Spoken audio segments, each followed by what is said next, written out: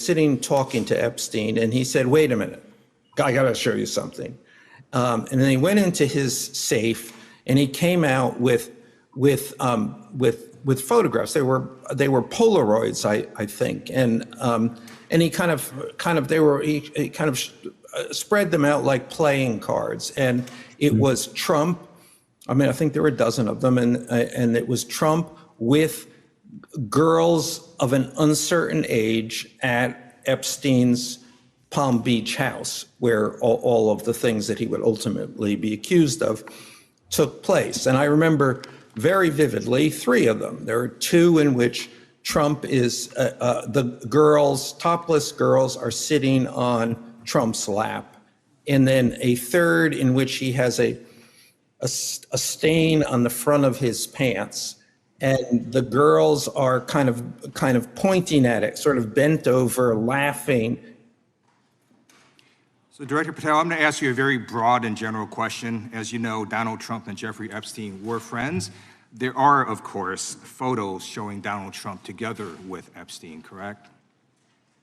I don't have the entirety of the photographs, but I think they've been photographed in public together. All right. Are there any photos showing Donald Trump with girls of an uncertain age? No. How do you know that? Because that information would have been brought to light by multiple administrations and FBI investigators over the course of the last 20 years. Well, you know what? That's just not true, because no one knew about the creepy birthday message that Donald Trump wrote to Jeffrey Epstein until the Wall Street Journal disclosed it, and then all of a sudden, the Epstein estate provides it to Congress. Well, so certainly, you weren't there at the search. You don't know what Epstein may or may not have done with those photographs even prior to the search. Maybe someone has it. Maybe the Epstein estate has it. You raise a great point. So I'm going to ask you, have you asked to talk to Michael Wolff? You raise a great point. I haven't personally asked to talk to Michael Wolff. Has the FBI asked? But the FBI, I'll get back to you if the FBI specifically so Michael Wolff has ever. About 100 hours of testimony of Jeffrey Epstein. Wouldn't it be good for the FBI to interview Michael Wolff? I'm not saying they haven't. I just don't know.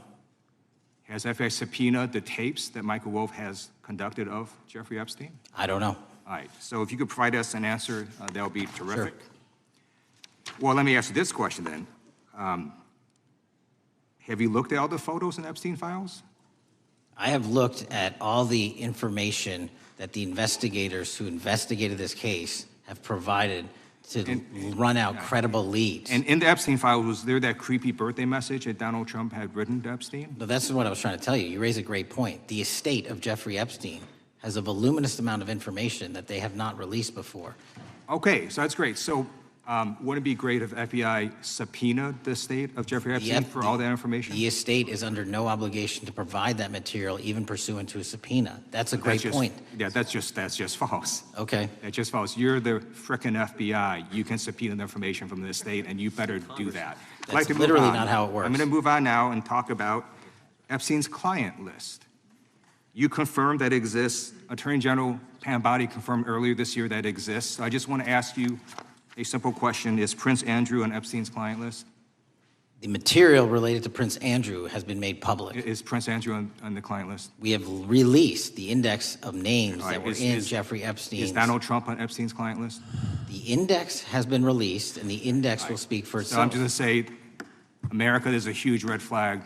The FBI director could not answer whether Donald Trump was on Epstein's Gentleman's time has list. expired. I now recognizes the gentleman from Virginia. Thank you, Mr. Chairman. I want to thank the director for being here and for his work over the last several months, removing the taint of partisanship that has infected the intelligence community over the past several years under the last administration, under the last several directors, standing up for law enforcement, standing up for the brave men and women who work in your agency. But to set the record straight, we have to correct the record. And the record, early days of the first Trump administration saw a dramatic spike in news stories that contained sensitive and sometimes classified details about the FBI's bogus Russia probe, about a leak a day. It's unacceptable that senior FBI officials coordinated to leak classified information to try and harm President Trump. Documents produced to the committee in August of this year revealed that the FBI interviewed a former Intelligence Committee staffer who gave details on a systematic process through which leaks of classified information were affected by then Chairman, now Senator Adam Schiff. Were these findings escalated within the Bureau's chain of command, and if so, to what level? Sorry, were the findings escalated? Were these findings that were given to us escalated within the Bureau's chain of command, and if so, what level? Did you receive this information? That entire matter is currently under investigation by the people at the FBI that handle leaks of classified information. All right, it's good to know that there is an ongoing investigation. Can you tell me whether these leaks to the media compromised any ongoing FBI investigations during the Trump-Russia probe? I can tell you, generally speaking, the leaks of classified information are detrimental to any work the FBI is doing. Now, former Director James Comey testified before the Senate Judiciary Committee that he had never been an anonymous source, nor authorized anyone to be an anonymous source in news reports about matters relating to the Trump investigation or the Clinton investigation. Was Comey's testimony true? In reference to Director Comey, I'm very limited in what I can say because of what the current status of those matters are with the FBI and the Department of Justice. When I am able to make those public, I will. Can you tell me if there's an ongoing investigation there? Again, without identifying any individuals related to the information you're generally speaking about, there is an ongoing matter that has been under review by the Department and the FBI for some time. Because we know that the documents that we received last month revealed that former Director Comey used Columbia University law professor as a conduit to leak stories to the media that contained classified information.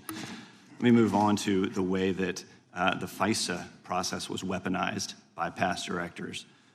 Prior to your confirmation, you raised concerns about government misuse of FISA, including Section 702, stating that FISA was in need of major reform. Specifically, you highlighted that the Fisk report that the FBI had conducted 278,000 improper searches of the FISA database. Do you remain concerned about governmental abuse of FISA in Section 702? I'm always concerned, but what we've done since I became FBI director is implement new audit systems. We are nearing 100% review of the 702 query system that you are specifically referring to, and we've also eliminated anyone that has ever touched that database that has in any way made a mistake, whether intentional or not. And we have also identified a system in which those going forward who misuse the 702 system, they don't get 2 strikes. They get 1 and you're done.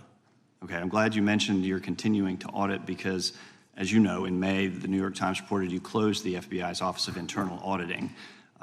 Can you explain why you decided to close this office? Yeah, because under the new restructuring of the FBI, to save resources, there were 2 different places doing the exact same thing.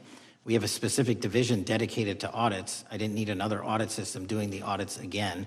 And so we folded some of those folks with their expertise into our specific division and then took the rest of those folks and are moving them out across the country. Under previous FBI leadership, FBI agents were found to have lied to the Fisk. There have been hundreds of thousands of violations of the querying standards. In light of past violations, what action is the FBI taking to ensure that similar abuses do not occur in the future? Exactly what I've outlined. You cannot have access to the 702 query system if you improperly queried that system at all at any time in your career. Okay, at a Senate hearing 2 years ago, your predecessor, Director Wray, testified FBI had previously purchased U.S. phone geolocation data for a specific national security pilot project and further stated that the project had not been active for some time and that the FBI relies on court-authorized process to obtain location data from companies. Does the FBI purchase location data or any other data of Americans from data brokers? I don't believe so, but I'll get back to you. Thank you, that'd be important. I appreciate that. I yield back. Gentleman yields back. Gentleman from Washington is recognized. Thank you, Mr. Chairman.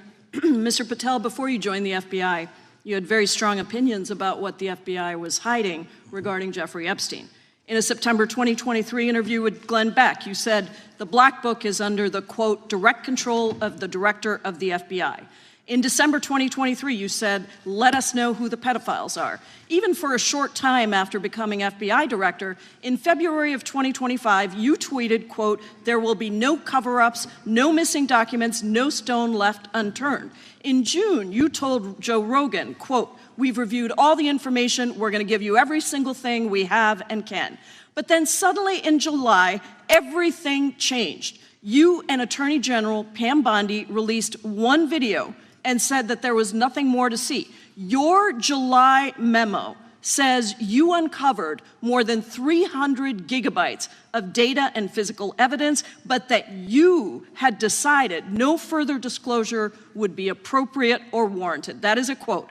I think what happened, Mr. Patel, is that suddenly you discovered that Donald Trump's name was all over these files, and you started a giant cover-up. So you are under oath, Mr. Patel. You just testified to Mr. Swalwell that you did not speak to the president about the Epstein files. To your knowledge, did Attorney General Pam Bondi speak to the president about what was in the Epstein files?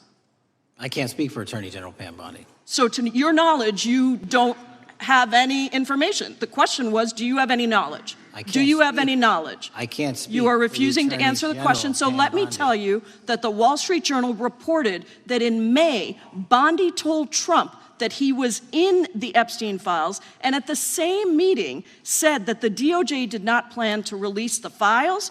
Yesterday, you testified to Senator Kennedy that there was, quote, no credible information that Epstein trafficked girls to anyone else, and that you have, quote, continuously and publicly asked the public to come forward with more information, and we'll look into it. Today, in response to Mr. Massey's question, you appear to say that the survivors were not credible. These are survivors. That's not at all what I said. Okay, great. I'm going to ask you this in a second, but let me tell you about then the don't lie about survivors, me. and let's bring them up here into the room. These are women who came to the Hill and testified that they were groomed and raped at the age of 14 and 16 years old, and they called to meet with the president and to meet with the FBI and to have people investigate their claims. Some of them have never testified before. If you are so interested in getting the public to submit any information, why have you not met with them? You said you haven't met with them. Have you met with them? I'll give you one more chance. My job as the FBI director is to Is invite the all answer yes or investigative no leads. to whether or not you met with these women who were sexually abused and raped? Any insinuation by you or any What people is on the your an- side that I am not manhunting child predators and sex traffickers, just look at the Mr. stats. Patel, And you talk Mr. about Chairman, cover-ups, man. Mr. Chairman, you this talk is about my time, cover-ups. and I will take Why as much did you- time as Where I were want. you during the Instruct the Obama and witness, Biden Mr. administrations Chairman. when these so-called Instruct the cover-ups were witness. going on? Mr. Why didn't Chairman. anyone in those administrations Time. talk to any of these Mr. purported Chairman. witnesses? Let's I get have some regular welcomed order, Mr. every Chairman. single person to provide credible information. Time belongs to the gentlelady from Washington. And I'm but gonna when you- take when another you couple accuse of the minutes. witness of something, he's allowed to respond. That's how it works. You say Listen, something, he didn't you even, say excuse me, Mr. Mr. Chairman, Chairman, you have point always of been order. fair, but this And is I'm not being fair. fair, and you will get No, your- this you will is get my your time. time, and he You will give the said that gentlelady the a few witnesses additional were not credible. seconds of time. I'm going to get an additional minute of time because No, that's you'll how get much what time you he won't get a took. minute. You'll get some seconds. What we think is under 5 minutes. You don't get to demand how Mr. much time you Patel. get. That's not how it works. Mr. Patel, are the victims of the Jeffrey Epstein horrific trafficking ring, are they credible? Any person with information about ongoing I sexual didn't. trafficking. I'm asking you if they're credible. Ma'am, I'm Are they commenting on the credible? evidence we have. But And I'm- we have routinely asked for people to come forward with more evidence, and we will look at Mr. it. And the evidence that we have was the same evidence that the Biden and Patel, Obama Justice Departments Mr. had. Patel, And they this is determined, new. not me, they determined Mr. that Chairman, information was not Mr. credible. Chairman, he's not letting me even ask my questions. You This is ask the ridiculous. questions, he gives an answer. You may not like what he says, No, but that I'm doesn't mean you asking, get to he's not interrupt answering him. my question. Mr. Chairman, have could we an- restore the gentlelady 45 seconds so she We can will give complete her her question? additional 30 seconds, which is what I said I'm earlier. going to keep taking my time because you'll take here's the the time thing. that you get. You get are 30 not seconds. answering the question. The question I is, have, you just don't like the these answer. are these women credible? It's a yes or no answer. I have answered the question. Well, and I what is keep the telling answer? you, I'm the only FBI director that has welcomed new information in this Okay. case. This You're not- administration is the only one that has welcomed any new information in this Is there case. a yes or no to whether Present the new victims credible are information. credible? Present new Are information. the victims credible The victims- or not? I'll tell you what happened in the last Trump Are they administration. credible or not? You can't Victims even say. credibly came forward, and you know what happened? President Trump authorized the indictments of President Jeffrey Trump Epstein, called not them a Biden, hoax. not Obama, President Trump no one called else. the entire thing a Democratic hoax. So I would like to ask you, The gentlelady's time has if you expired. will I gave her the additional if 45 you- seconds she if you requested. will The meet- gentlelady yields back. The gentleman from Mr. New Chairman, Jersey is I would like recognized to for his ask if 5 you would minutes. meet with the women who were sexually time does not belong- abused and raped and groomed time does at not the belong ages to the of gentlelady from 14 Washington. and The time now 16 belongs- years old. Are the you time- going to cover up? No, I'm Are not you gonna- going to I'm continue gonna to recognize cover the up gentleman for from the New Jersey rich for and his 5 minutes. powerful men, including those that might be on this committee? I can yell Or too, are Mr. you Chairman, but I don't going want to yell allow above them this. to The time belongs testify? to the gentleman from New Jersey. I Are you appreciate the going to allow gentlelady them to yielding testify, back. Mr. Patel? Go ahead. Will Mr. you Angelo. allow them to testify to you, Mr. Patel, Mr. Patel, thank you for being here. I know it's been an interesting and difficult 2 days. And I wasn't going to talk about the Epstein thing because there's a lot of other issues that affect the FBI, but I have to say a few words. I've sat here, I've listened to this, I've watched it, and you know, my Democratic colleagues are so concerned now, Mr. Patel, all of a sudden. Where were they last year? Where were they the year before? Where were they the year before that? Where was the last president in any of this? All I know, the only thing I see is a single letter from the ranking member that was sent in 2019 that he didn't like the plea deal, and some people signed on to that. Most of the truth, the real truth, let's be honest, let's be intellectually honest. The real truth is we didn't hear from them at all. Anybody of them. Hardly any of them ever mentioned it. Some of them didn't mention it at all until the beginning of this year. Earlier in the year it started. Not one Democrat asked Director Wray. We all remember Director Wray was here. Not once, not twice, multiple times.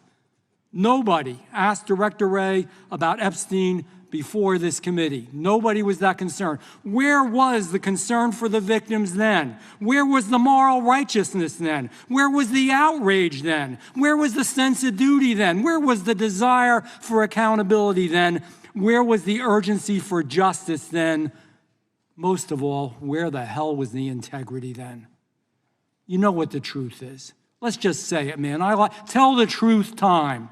The truth is, it's politically useful for them to try to do this now, even though they didn't give a damn about it in the past. And you know what? That's an insult to the victims, and that's an insult to America. Continue to do the work you're doing. Continue to uncover what needs to be uncovered. One real quick thing before I say anything to 9/11. We know that was mishandled by the past director and by the past FBIs. There are family members here. There are family members who are concerned. God Almighty, we want to get to the truth of that. I ask you, please, to meet with them, to talk to them, and to investigate this with truth.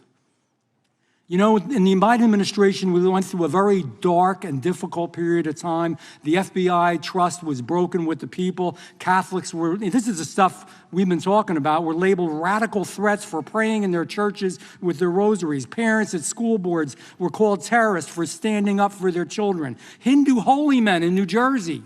We have the largest Hindu temple in the world. They were attacked. They were put up against the wall with guns to their heads. So it isn't just a Catholic or Christian thing. American Jews were targeted in colleges and universities, and a lot of folks in the FBI, and the past FBI, not this one, didn't give a damn. We can't go back to targeting religion. We can't go back to silencing free speech. The Biden administration did that. So I got questions for you.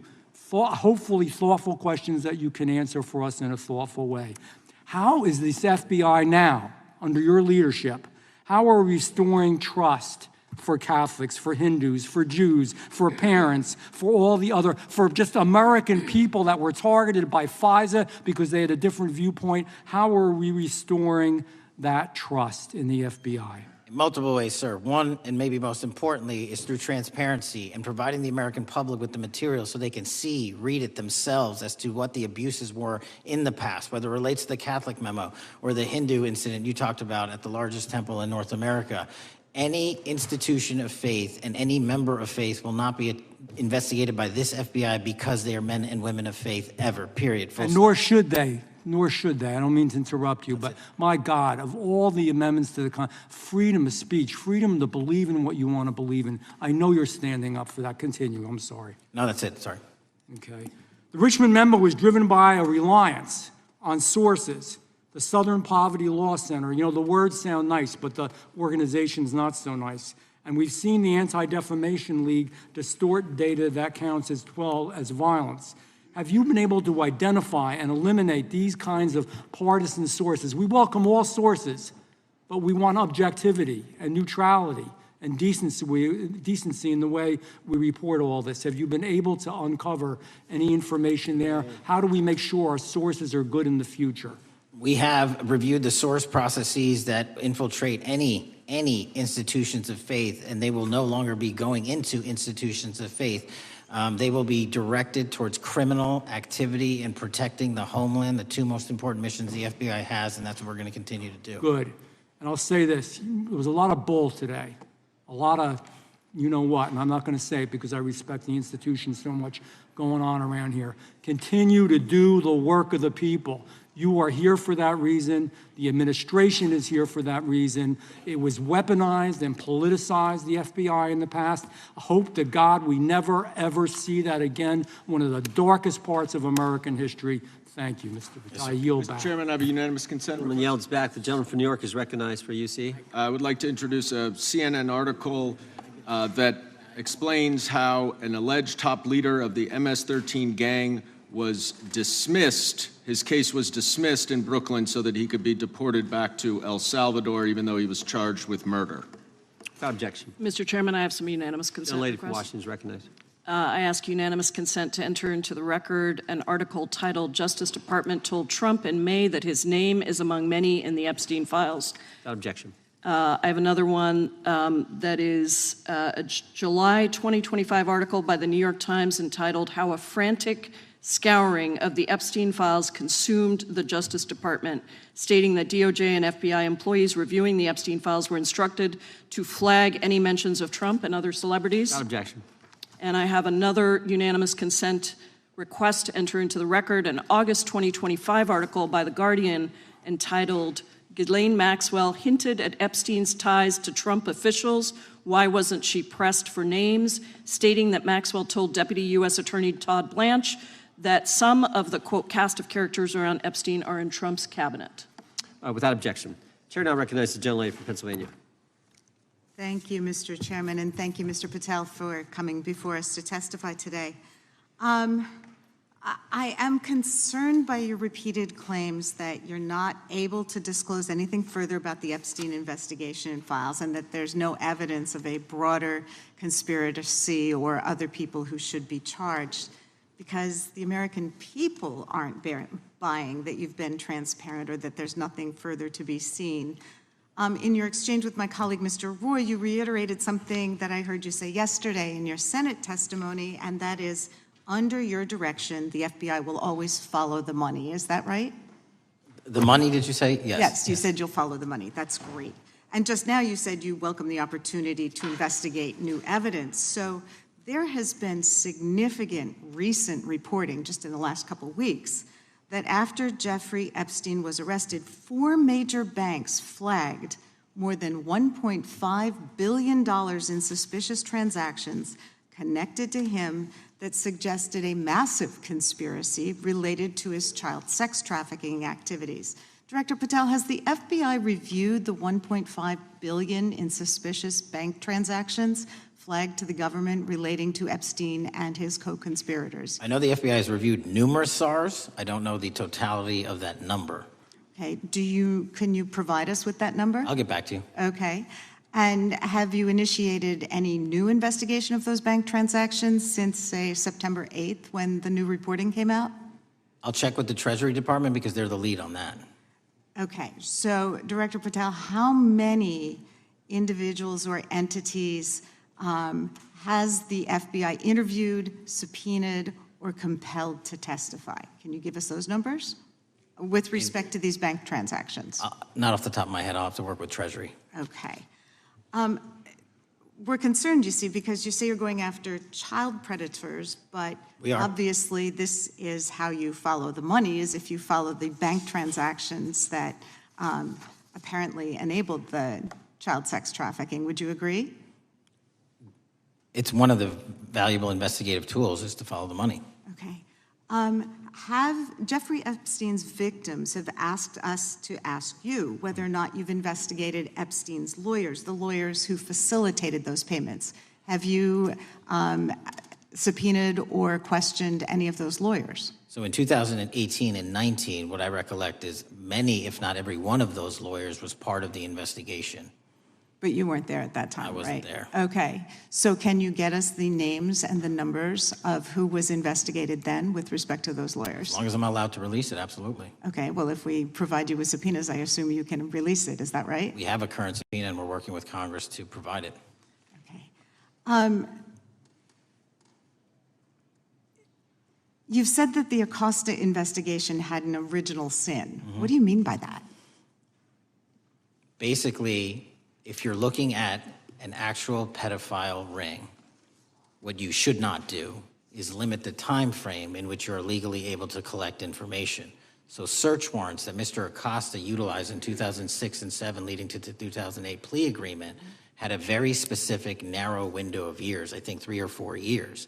And so information pursuant to legal process wasn't collected for 10 years or 15 years or 20 years. It also, subpoenas were not sent out to hundreds of witnesses at the time, hundreds of victims at the time. None of that was done. None of these people were put in grand juries. And so the totality of information from the jump, instead of being this big, was like this. And that, in my opinion, is not how you run an investigation if you're trying to break a sex trafficking ring. So you're now in charge of the FBI. Why haven't you done that investigation? Great question, and here's the answer. Simply because I am not able to go back 20 years and collect information that the courts had decided was already subject to search warrants. They have said this was in the investigation. There's a non-prosecution agreement out of that plea, and when the case was reopened, and this is where it comes into play, when the case was reopened in 2018 and 2019, the search warrants, again, were limited to the conduct of Jeffrey Epstein. Now, whether that's right or wrong, that's a different discussion, but I'm telling you that's the information we I think reviewed. that is a different discussion, and I think the discussion we'd like to have today is why you aren't following the money with respect to the broader conspiracy that it has been reported in the New York Times and elsewhere, and that if you really want to attack the issue, if you wanted to attack the issue, if you wanted to get to the bottom of it, if you wanted to disclose what really was involved in the Epstein files, the Epstein cover-up, that you would be taking very different actions that you are today. I do want to seek unanimous consent to enter into the record the New York Times September 8th, 2025 article, How J.P. Morgan Enabled the Crimes of Jeffrey Epstein. Objection. And also an article dated July 17th, 2025, in the Epstein case, Follow the Money. Objection. Okay, thank you. Gentlelady yields back. Mr. Chairman. Gentleman from Maryland is recognized. Thank you much. Pursuant to Clause 2K6 of Rule 11, I move that the committee subpoena the CEOs of 4 banks, J.P. Morgan, that's Jamie Dimon, Bank of New York Mellon, Robin Vince, Bank of America, Brian Moynihan, and Deutsche Bank, Christian Sowing, in order to get the suspicious transaction reports. These 4 banks have flagged to the government $1.5 billion in suspicious transactions related to the sex trafficking crimes and conspiracy of Epstein, Maxwell, and all of their collaborators. And as you know, Mr. Chairman, we got the SARS reports for Hunter Biden totaling around $20 million. And so these $1.5 billion in SARS reports we should get, especially since the director doesn't seem to be forthcoming. And I request that we do this immediately. I think the director's been very forthcoming. We will hold any motion to subpoena in abeyance until the conclusion of the hearing. The chair now recognizes the gentleman from Texas. Thank you, Mr. Chairman. Thank you, Director Patel, for being here. It is quite clear that certain members of this committee, they want their 15 seconds on TV, stamping and coming. Maybe it's for fundraising. Maybe they're struggling in their district. They need a little bump. But they turn a committee into a clown show, and that's what we're seeing. You're being unjustly attacked today. I watched the Senate hearings yesterday. You were attacked there. We know there's an agenda. There's always an agenda. It's the same characters with the same personalities, the same objective, and that is destroy the mega movement. You're being attacked, Director, is because you're effective. You highlighted what you've been doing in D.C. with the president in reducing violent crime. You're very effective. Another individual that was very effective with meaningful debate and dialogue was Charlie Kirk. And they killed him for it. Charlie Kirk was a man of faith. First and foremost, he loved his Lord Jesus. He loved his family. Beautiful wife, beautiful children. Just a remarkable, honorable man that was silenced with this assassin's bullet. I would say if Charlie Kirk lived in the biblical times, he'd have been the 13th disciple. He'd have been the 13th disciple. We have a new committee, if you're not aware, a new select committee regarding January 6th. I'm honored to be on that committee. I'm looking forward to working with other members to expose truth, questioning federal agencies that were involved on January 6th, like the FBI, played a role, but we don't really know, Director, to what extent. We don't know. The January 6th sham committee was not formed by Nancy Pelosi to seek truth. It was nothing about getting to the truth about January 6th. Their sole mission was to damage Donald J. Trump and end his political career. And everybody knows it. That's what the purpose was. You know what's nice, so I kind of get to ask the question, though, how did that work out for you? Donald J. Trump is back in the White House, and America loves him. I spent 30 years in law enforcement, retired sheriff from a large county in the great state of Texas. I've seen, Director, I've seen more enthusiasm and support for law enforcement today because of what you and Donald Trump have done over the last 8 months to protect the American people. The American people couldn't count on their government to protect them. Crime is rampant. And now we have a president and an administration that puts the American people and their safety first. It's interesting, a few minutes ago, a classmate reached out to me and sent me I told him, I said, yes, we got Director Patel in front of our committee today. And Andy Kane wanted me to tell you, he said, quote, tell him we love him. Tell him we love him and all the brave warriors exposing the deep state. Kash, you're a great American, sir. You're a great American. Your work as the director of the FBI is commendable. It's commendable. And I want to thank you, sir. Thank you for your service. Keep up the good fight, brother. Don't let him tear you down. Keep up that good fight. You have it in you. With that, sir, I yield back. Gentleman yield to me.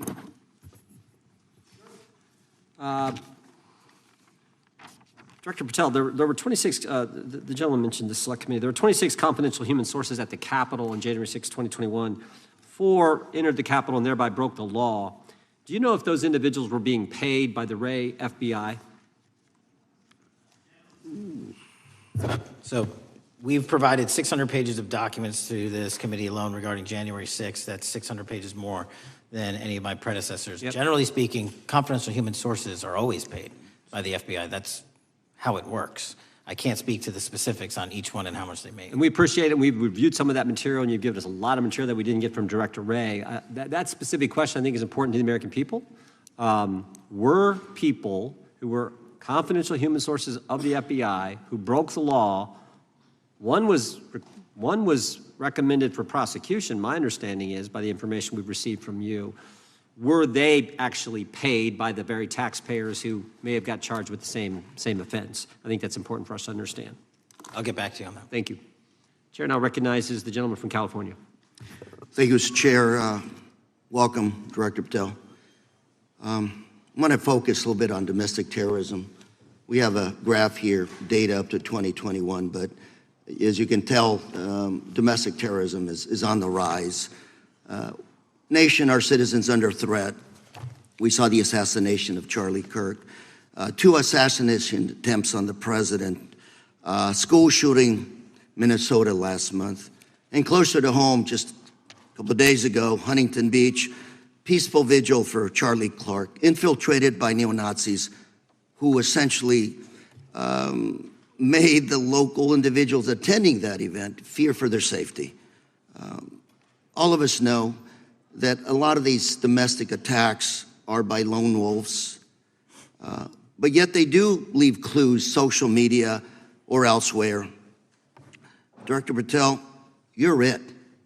You're the thin blue line. The FBI, your job to protect our citizens back home from those that would harm us.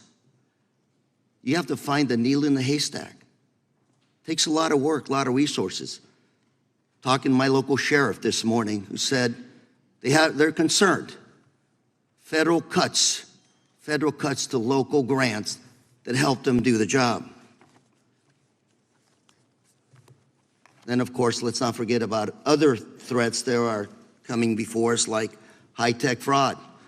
Local senior recently was talking to me about a text she had gotten, a demand by the IRS to send a payment immediately, or the IRS agents were on their way to arrest this individual. Pretty gutsy stuff by folks probably from Europe, North Korea, Russia, China, people, okay, going after those precious savings our senior citizens rely on. Yet the president's proposing a budget cut of $500 million or more to your organization, the FBI. You've said that that'll essentially equate to about 1,300 less jobs at the FBI. So I'm going to ask you essentially, what is it that we can do to help you do your job? Little concerned. Friday Night Lights. One of the events I love to do on Friday nights, go to the local high school football game. Sit there at the stadium and you always say, what if? What if? You're the thin blue line. Can you do your job cutting $500 million from your budget? Thank you, sir. I think we are doing our job, and the distinction is with the budget that we have, we are flexing more resources to the field. California is receiving the largest FBI plus-up of any state in the union due to that plus-up. They're not getting a reduction. No state is getting a reduction. Every state is getting a plus-up. And so I'm utilizing the money that we have to first plus it up. And the empty vacancies that we have, those haven't been filled in years, not under my leadership. Here's my concern. You're going to do well. You're doing more with less, is what you're saying. Yet we're about to vote on a budget that has $88 million more to protect members of Congress, the executive branch, and the Supreme Court. There's a contradiction here. Back on Main Street, we're saying you can do more with less, you can protect them with less money, yet here in Washington, we're saying we need more money to protect members of Congress. It's a little contradiction here, or maybe, sir, you ought to talk to leadership about coming in with your management style to protect the Supreme Court, Congress, and the administration. Otherwise, it's essentially a hypocritical situation. We need more protection, yet folks on Main Street can do with less. My concern is folks on Main Street.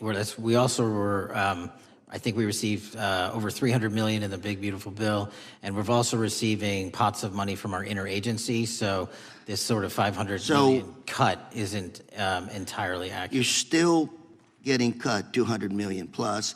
You're still moving your agents to do ICE work, so you are leaving a lot of bases uncovered. And I'm not going to be argumentative with you, Director Patel. I'm just saying, if that thin blue line does not hold, people on Main Street will pay the price. I agree with you, sir. And I just look forward to working with you, because I am very concerned that these kinds of budget cuts are short-sighted, especially when my local sheriff calls me and says, we need more support, and we're looking at budget cuts. I'll work with you, sir. Thank you, Mr. Chair. I yield time. Mr. Chairman, I have another unanimous consent request. The gentleman yields back. The gentleman from New York is recognized for unanimous consent. I seek to introduce a December 2024 OIG report from the Department of Justice, which confirms the conclusion of the Bill Barr Justice Department that the so-called whistleblower, a disgruntled former employee of the Intelligence Committee, was not a credible witness, and there were no further actions taken. Without objection. Mr. Chair, I'd like to submit some items for the record. You bet. Gentleman from California. First one, Trump's deportation diverts FBI agents off child predator cases. Second one, FBI director backtracks on administration's proposed budget cuts. And number three, Trump administration says 70% of ICE detainees do not have criminal convictions. Without objection. Gentleman from Texas is recognized. Thank you. Director, earlier this year, the committee learned of new documents tied to the Crossfire Hurricane investigation and the Russia collusion hoax against President Trump. Your efforts in declassifying key documents tied to this investigation allowed the committee to acquire thousands of pages that it did not have previously.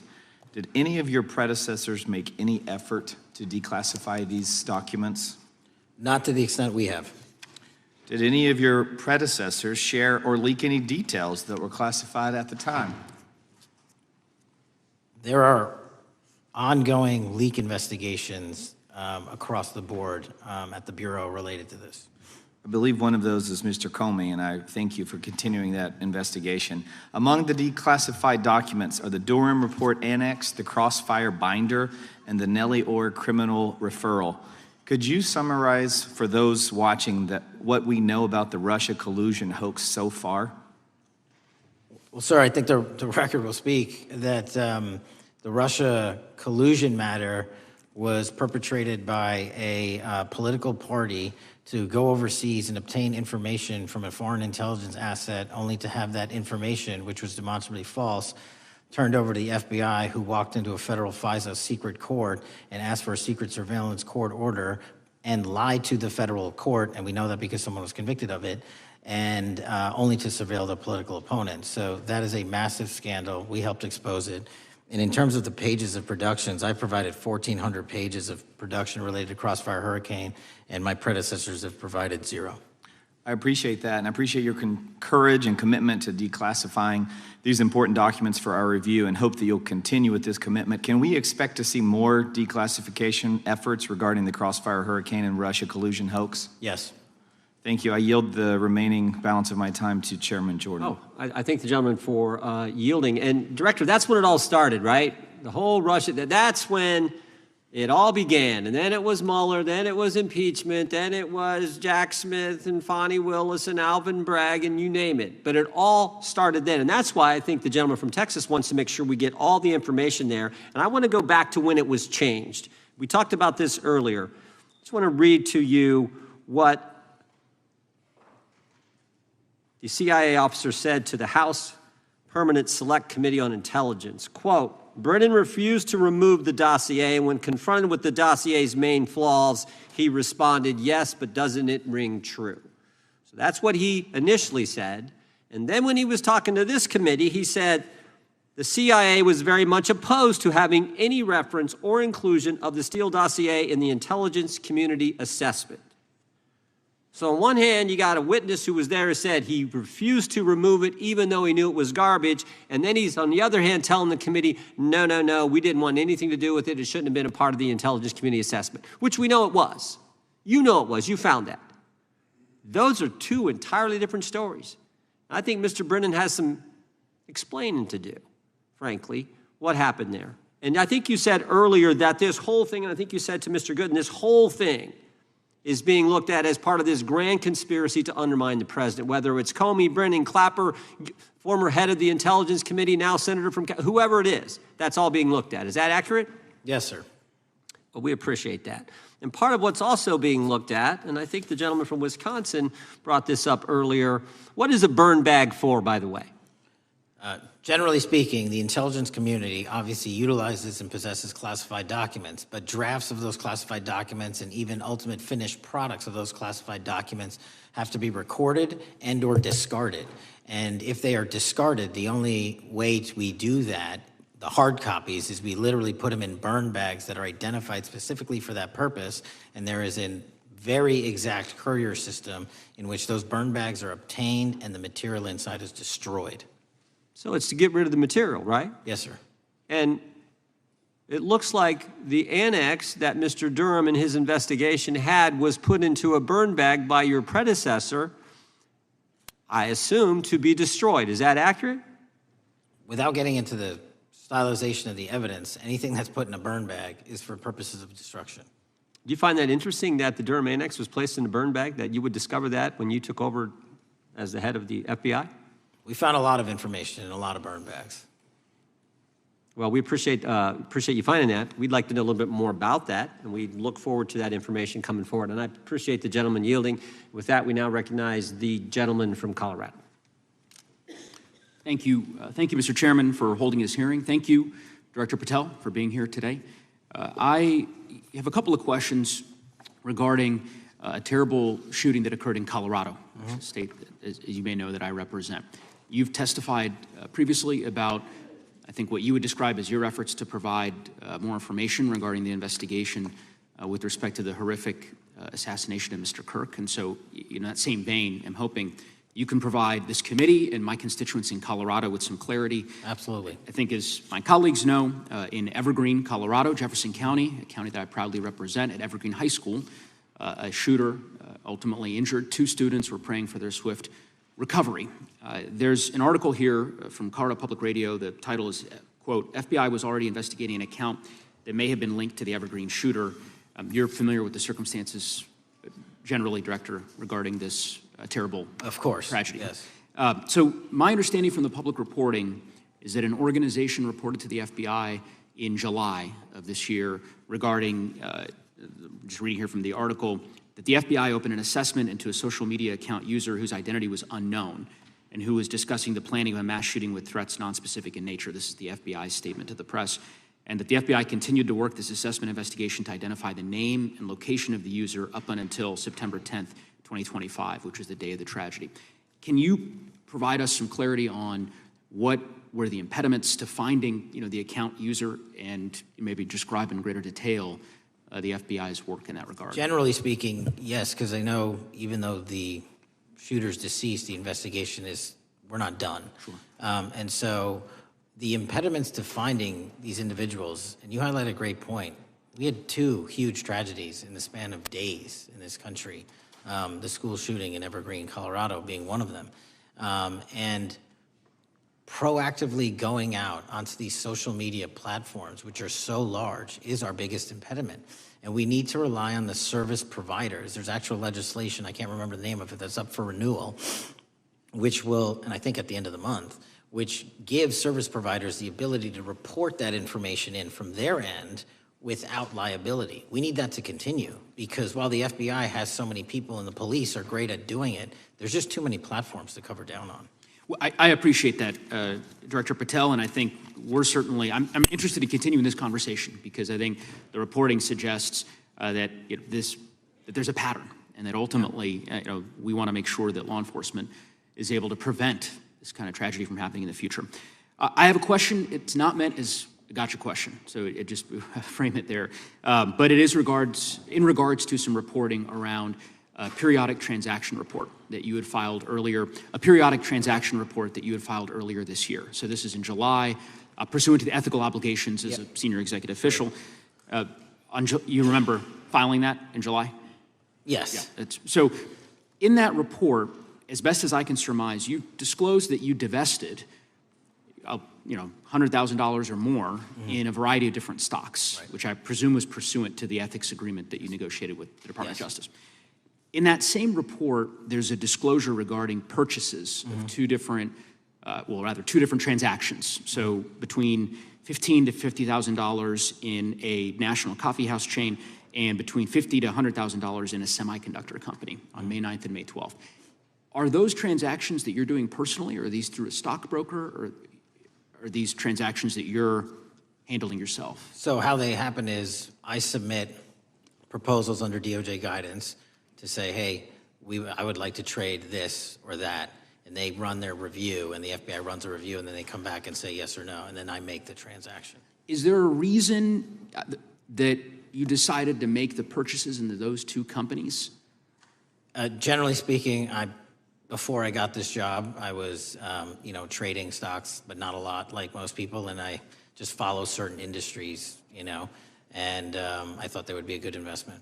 So the reason why I ask, right, because you had divested in other companies, and I presume that wasn't because there were actual conflicts. It's just that you wanted to avoid an appearance of impropriety. It was both. Both, but not all of the companies were conflicts. Whatever They make divested from. I don't make the call, they make the call. Sure. Yeah. I guess my point would be, the reason why I ask this, why I said it's not a gotcha question, I have for years led an effort here in Congress to try to ban members of Congress, senior executive officials, from trading stocks. And it's bipartisan in nature. We're working really hard to get that done, Republicans and Democrats.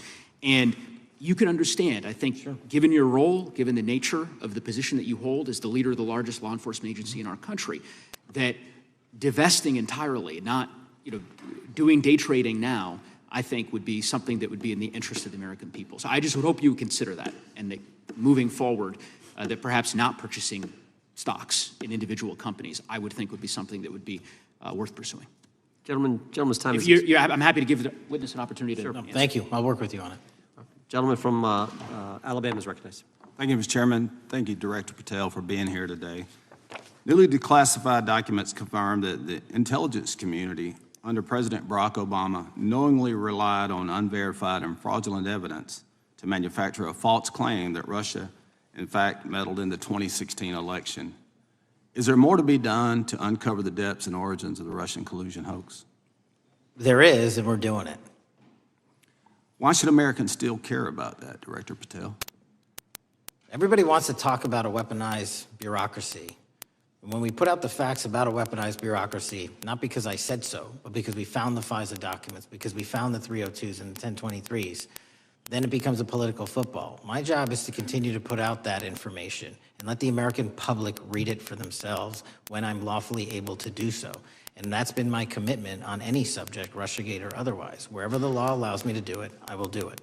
You know, when I first came in 2020, the number one concern as I was doing town halls was the weaponization of the government against the American citizen. And so are there things that you're doing, structural reforms that implementing so that the FBI cannot be weaponized again, whether it's against President Trump or future elected presidents? It shouldn't be weaponized against anyone. And the structural reform is simple. If you're going to go after a political individual or someone seeking political office, there has to be a grounded basis in law and fact to open up a criminal investigation. And if there's not, the investigation isn't even opened. And I've also gone back and reviewed other cases that were opened in prior administrations related to public officials. And we've closed a number of them because we felt that some of these actions were weaponized on either side of the aisle. I felt it wholly inappropriate for the FBI to be playing umpire and referee amongst these decision makers when there was no factual or legal basis to continue those investigations, so I shut them down.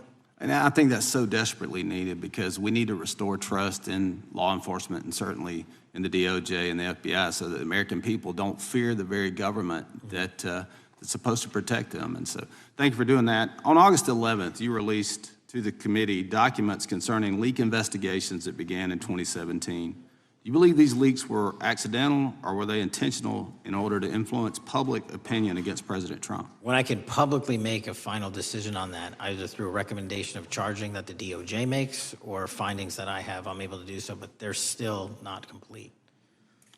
Why did the FBI under Director Comey want to undermine the Trump administration? I don't know. You'll have to ask him. Think it might have been political? How will Director Comey be held accountable for his leaks and classified information concerning the Russian collusion hoax? Well, anyone. Doesn't matter what you did before or what seat you were in. If you leak classified information, that's illegal. And we will investigate it fully. And if we can bring enough evidence to recommend charges to the Department of Justice, we will. But as you know, in these leak investigations, it's very difficult to produce the information necessary. We know leaks happen. They literally happen every week. It's one of the most destructive things to this country. Media receives classified information beneficial to one side or the other. I'm a fan of none of it, and I want to shut all of it down. And we need to bring some real cases to deter individuals from doing that, and that's my focus. What was Comey's role in creating the ICA? Speaking from my memory, as the head of the FBI, he was charged under then Director Brennan, and Director Clapper and the other IC elements to come in with the NSA, CIA, FBI, and ODNI and put together a collection of information on how the information sort of surrounding Russiagate came together. So he represented the FBI in that. Was former Director of CIA, John Brennan, he's denied that the Steele dossier was used in creating the ICA. Is that true? Well, it's, without commenting on him, the FISA has been released, and the dossier was in the FISA. It was in 4 FISAs. So I'll let the public decide. Well, former Director Brennan actually denied repeatedly that he pushed for the Steele dossier to be included in the ICA. Is that true? I'll let his testimony speak for itself, but then Deputy Director Andy McCabe also testified to the House Intelligence Committee, which has now been declassified, that were there no Steele dossier, there would have been no FISA. Well, my time's getting close, but let me tell you this, sir, and well, my colleague from Texas said, thank you for the job you're doing. You're making the American people safe. You're restoring trust in these agencies that so many of us had lost trust in. So thank you for the work you're doing. That thin blue line, you're doing a fine job, and we want to let you know we appreciate it. Thank you. God bless you. Lady from California is recognized. Thank you, Mr. Chair, and thank you, Director, for coming here today. And actually, thank you for your response to my colleague from New York who asked you earlier about violent extremism. And you said that there is violent extreme ideology on both sides. And I think you actually alluded to that same statement yesterday in the Senate. So I too have some questions I'd like to ask you. These are not gotcha questions, and just deny, please, what you deem to be false. So Dylan Roof, who followed white supremacist propaganda, murdered 9 black parishioners in Charleston in 2015. Do you deny this? I'm sorry, Dylan Ruth? Roof, can you give me some more information? You're head of the FBI, you probably know this. If you don't know, that's fine. You can give me a reminder, I've got a lot in front of me. It was national news.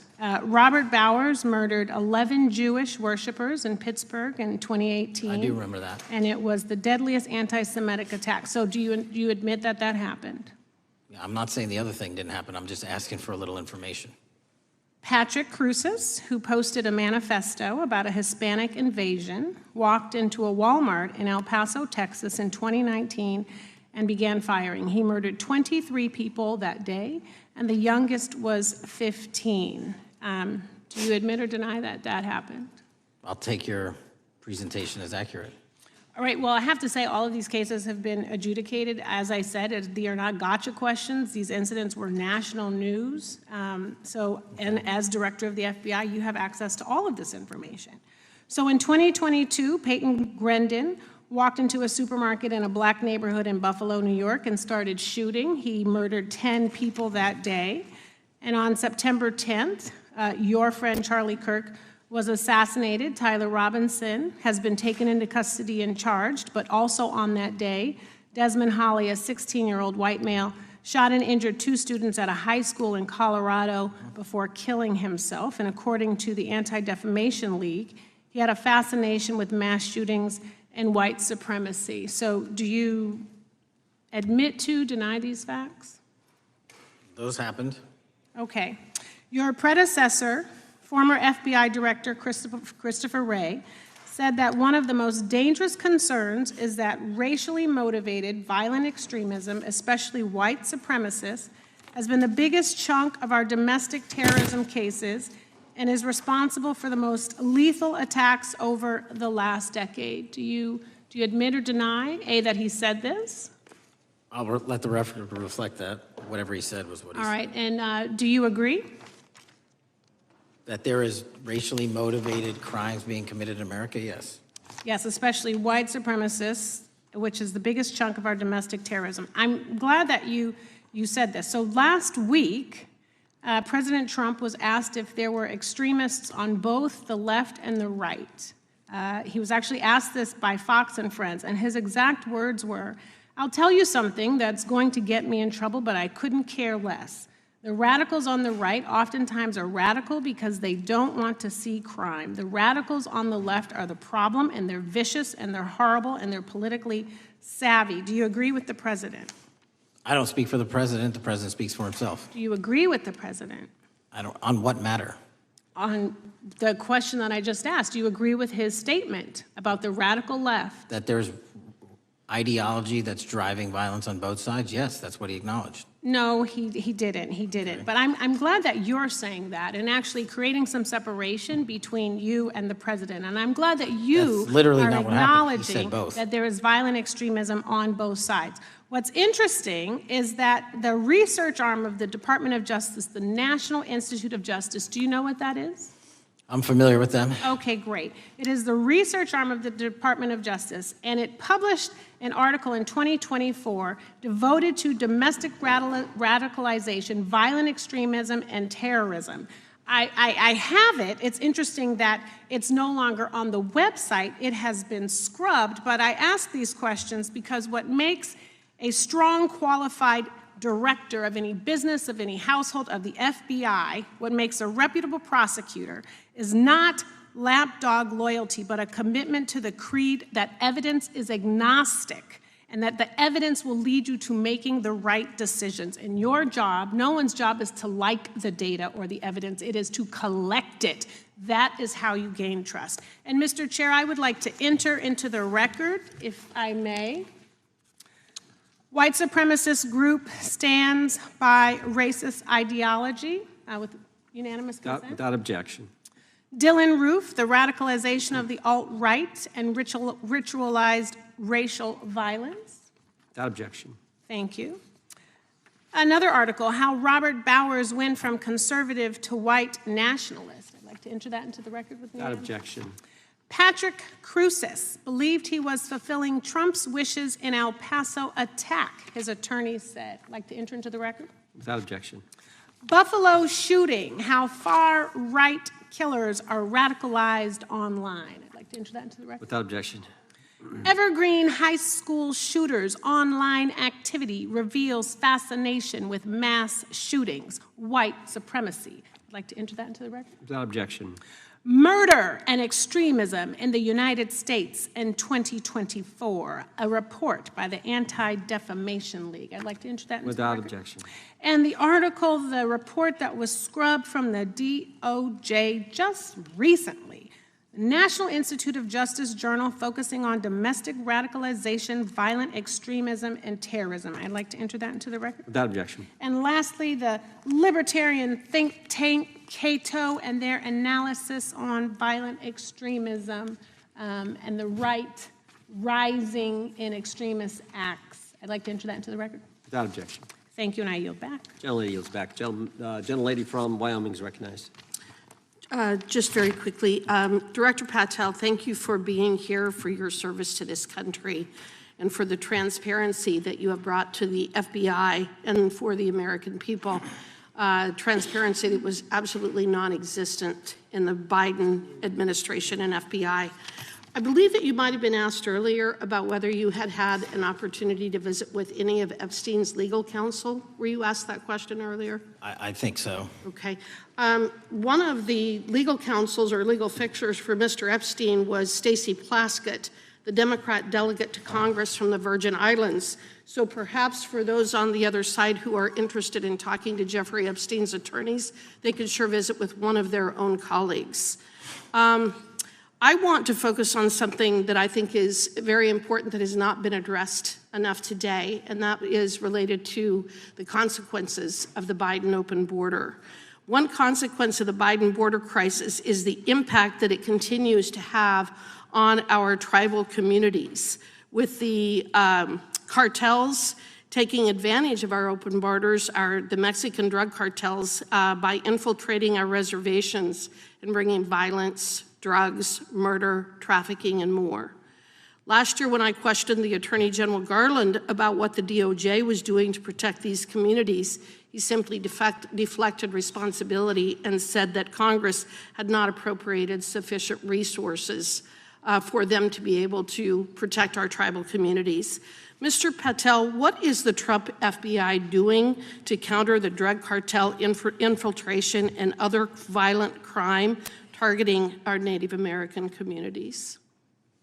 Thank you. It only took more than half of this proceeding to talk about one of the priorities that the FBI has, which is crimes on tribal lands.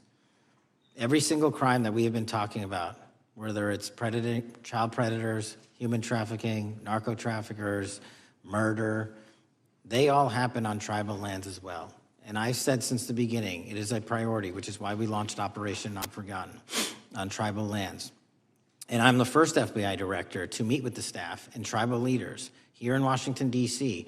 and elsewhere, and invited them into my office and headquarters to see them, because I need engagement with tribal leadership, and I need our police and FBI agents to be engaging with tribal leadership. Otherwise, we're not going to break through. We have 1,900 Indian country cases open right now. We've got 600 indictments this year alone. We cannot forget tribal lands. Every single one of those people lives in the United States of America, and it is an absolute priority to protect them and their children just as it is anyone else. So I think it's fair to say that what Mary Garland testified to, that the FBI and DOJ did not have the resources to address that. I think that that was an absolutely false statement. Would you agree with me? It's a decision by him not to do so. That's not my decision. At the end of August, the U.S. Attorney and FBI announced that nearly 100 personnel representing members of the Safe Trails Task Force operated near Wyoming's Wind River Reservation to assist with reducing drug trafficking and illegal guns. Director Patel, you have routinely stated that it is your mission to partner with and strengthen local and state law enforcement partners. How does the task force and other FBI efforts bring tribal law enforcement into this process? The major problem with tribal lands is the sheer tyranny of geography and the amount of coverage that they have on land versus the personnel they have to do it. So what we've done is constantly surge resources to tribal lands across this country on a 30, 60, 90-day rotating basis, reporting back to us saying who needs more. And what we found is that most of these lands can be assisted by our counter-UAS program, our drone capabilities, and we're going to do it because what's happening is the Mexican drug cartels are literally flying overhead, dropping their cargo, their narcotics onto this land where no one's looking, and then it's being disseminated to children, to youth, to adults on that land, and killing them. And we got to stop it before it gets dropped off. Well, and your testimony proves that the Biden administration did not lack the resources to address drug and violent crime in tribal communities or around the United States. It instead expended and wasted these resources investigating parents, Catholics, we now find out Turning Point USA, the RNC, and Republican organizations, rather than protecting our Native Americans by closing the border. Is that fair? I think so. Wonderful, thank you. And I do appreciate the work that you've done in this regard. I was previously the chairman of the subcommittee on Indian and Insular Affairs with the Natural Resources Committee, and safety and security on our reservations and for our tribal members has been one of our priorities, one of my priorities, and I very much appreciate the work that the FBI has done. Let me know if there's anything else I can do to help you, and with that, I yield back. I will, ma'am. Gentlelady yields back. The gentlelady from Georgia is recognized. Thank you, Chairman, and thank you for coming in today, Mr. Patel. In the past few months, the country has experienced a string of horrific, high-profile attacks that have been motivated by racial hatred or political ideology. A shooter attacked the CDC headquarters, firing hundreds of rounds and killing a police officer. An arsonist set fire to the Pennsylvania governor, Josh Shapiro's residence, with the governor and his family actually inside.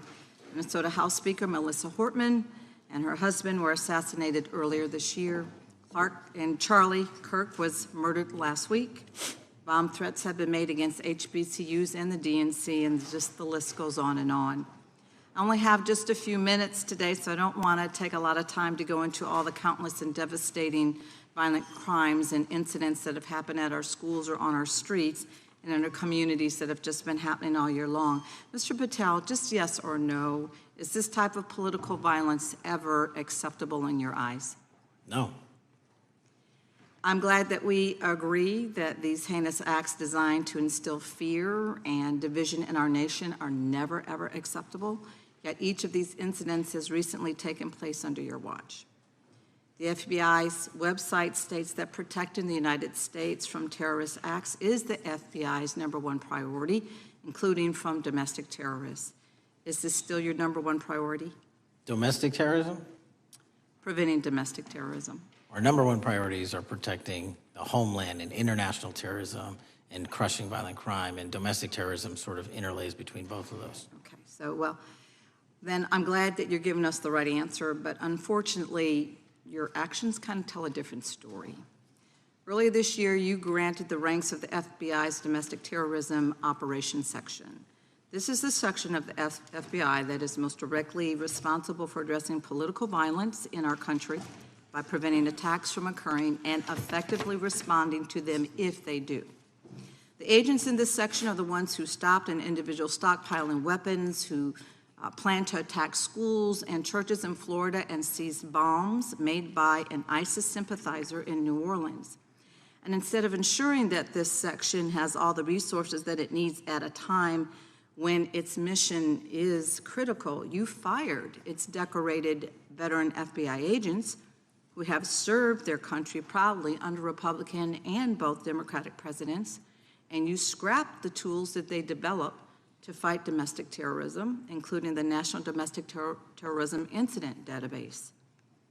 I mean, most of that is just not true. We have 1,700 current DT managed programs. We're up 300% in the amount of cases we brought against nihilistic, violent extremists, including 764, wishing to harm our children. The FBI and the men and women are getting after that problem set more than ever because I've unleashed them to do so. And any insinuation that these tragic occurrences across the country are somehow singularly my fault or disgusting because that watershed goes Mr. down to the Patel, men I'm and going to women at the reclaim my time. FBI, Mr. Patel, and they I'm are going to not reclaim my time. responsible Mr. for it. Chairman, I'm I'd happy like to to work enter with a you unanimous to consent- get them what they Gentlelady, need. gentlelady request. controls the time. Unanimous consent request.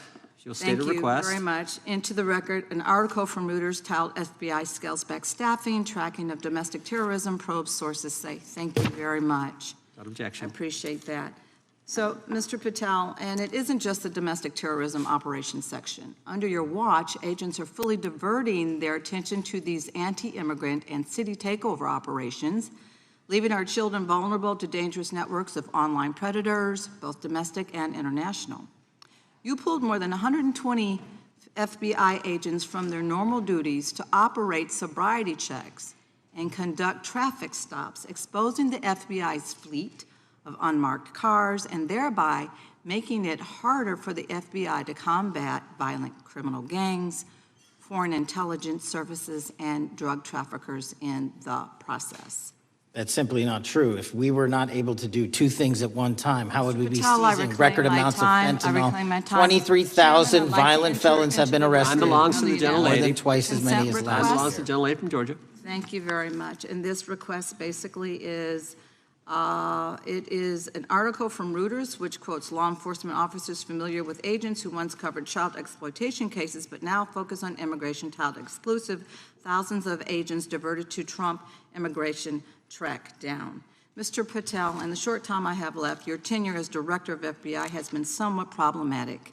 Americans are left definitely less safe under your watch. You have gutted the FBI's ability to keep safe from domestic terrorism. You have sent FBI agents to conduct traffic stops and round up hardworking immigrants who pose no danger to public safety, people even President Trump referred to as good longtime workers. Your job is to protect and serve the American public. Time to the You have gentlelady. spent your time protecting heinous individuals and using the FBI to serve as a political circus. You at times have appeared unequipped, Time and to this the country gentlelady has deserves better, expired. and I yield. Gentlelady yields May back. I respond? Sure can. Simply put, what is it? Are we failing? If we're failing, how are we arresting 23,000 violent felons? Twice as many as this time last year. Are we failing? Because if we're failing, how are we seizing 1,500 kilograms of meth, 25% increase from last year? Are we failing? Because we captured 4 top 10 FBI most wanted from around the world in 7 months. That's more than the entirety of the last administration. Are we failing? Because we put 1,500 child predators in prison. Are we failing? Because we dismantled 300 human trafficking networks. Which is it? You don't like me, that's fine. But don't you dare disparage the men and women of the FBI that are producing record results in historic fashion to protect this country. They are kicking ass for America, and they're going to continue to do so. And we appreciate your leadership. The gentlelady from Florida is recognized.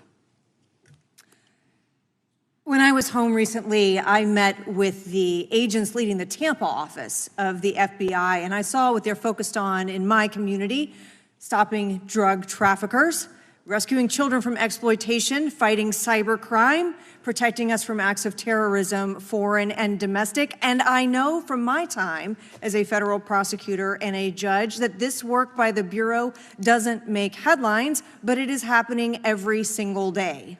At the top, accountability is necessary, transparency is critical, but today we've seen an effort not just to diminish, but to distort the work of Director Patel and the agents he leads. If we really care about transparency and about truth, then what we owe to the American people is this reality, that thousands of dedicated professionals at the FBI wake up every single day thinking not about themselves, but about this country, and keeping every single one of us and our children safe from harm. And Director Patel, I would like to hear from you the facts about what the FBI is doing in your efforts to fight crime. Director Patel, isn't it correct that since January 20th, 2025, the FBI has made over 25,000 immigration-related arrests, including 350 members of Tren de Aragua and 195 members of MS-13?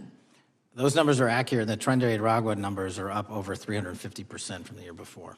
And during that same period, hasn't the FBI seized over 66,000 kilos of cocaine, 6,000 kilos of meth, and 1,500 kilos of fentanyl? Not to be nitpicky, but it's 89,000 kilos of cocaine and 7,300 kilograms of meth. And isn't it also true that the FBI Tampa Division's Panama Express Strike Force specifically seized nearly 67,000 kilos of cocaine valued at more than $1.6 billion from illicit maritime vessels? One of our best operations out of the Port of Tampa, and I was down there in South Florida when Panex did their work. Director Patel, since October 7th, 2023 Hamas attack, the FBI has been a co-leader of the Joint Task Force October 7th. Isn't it correct that this task force is actively working to bring justice for victims and to prevent terrorist infiltration at our borders? Yes, ma'am. Since January 20th, hasn't the FBI arrested 59 foreign intelligence operatives for spying or smuggling dangerous material into the United States? Yes, we have, and that's on track to be more than 25% than ever before. And the FBI has also been leading operations against major cyber threat actors, including those from Russia, China, Iran, and North Korea. Isn't that right? A 17% increase from year to date last year. Director Patel, the FBI's child exploitation task forces continue to investigate predators who target children online and across our communities. How significant is that threat today, and what results have you seen under your tenure in bringing these offenders to justice?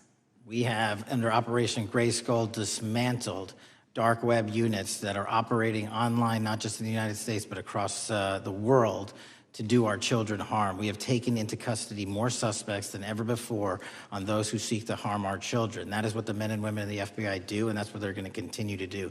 Those are the real results when you let good cops be cops, and when you let us get on these platforms and expose them to the public and show them the harms of these predators on these online gaming systems and social media systems. And we need more help from Congress to allow us more authorities to do that work. The FBI laboratory manages the Combined DNA Index System, or CODIS, which compares over 25 million DNA profiles and aids more than 125 investigations each day. Director Patel, why is this important to law enforcement nationwide?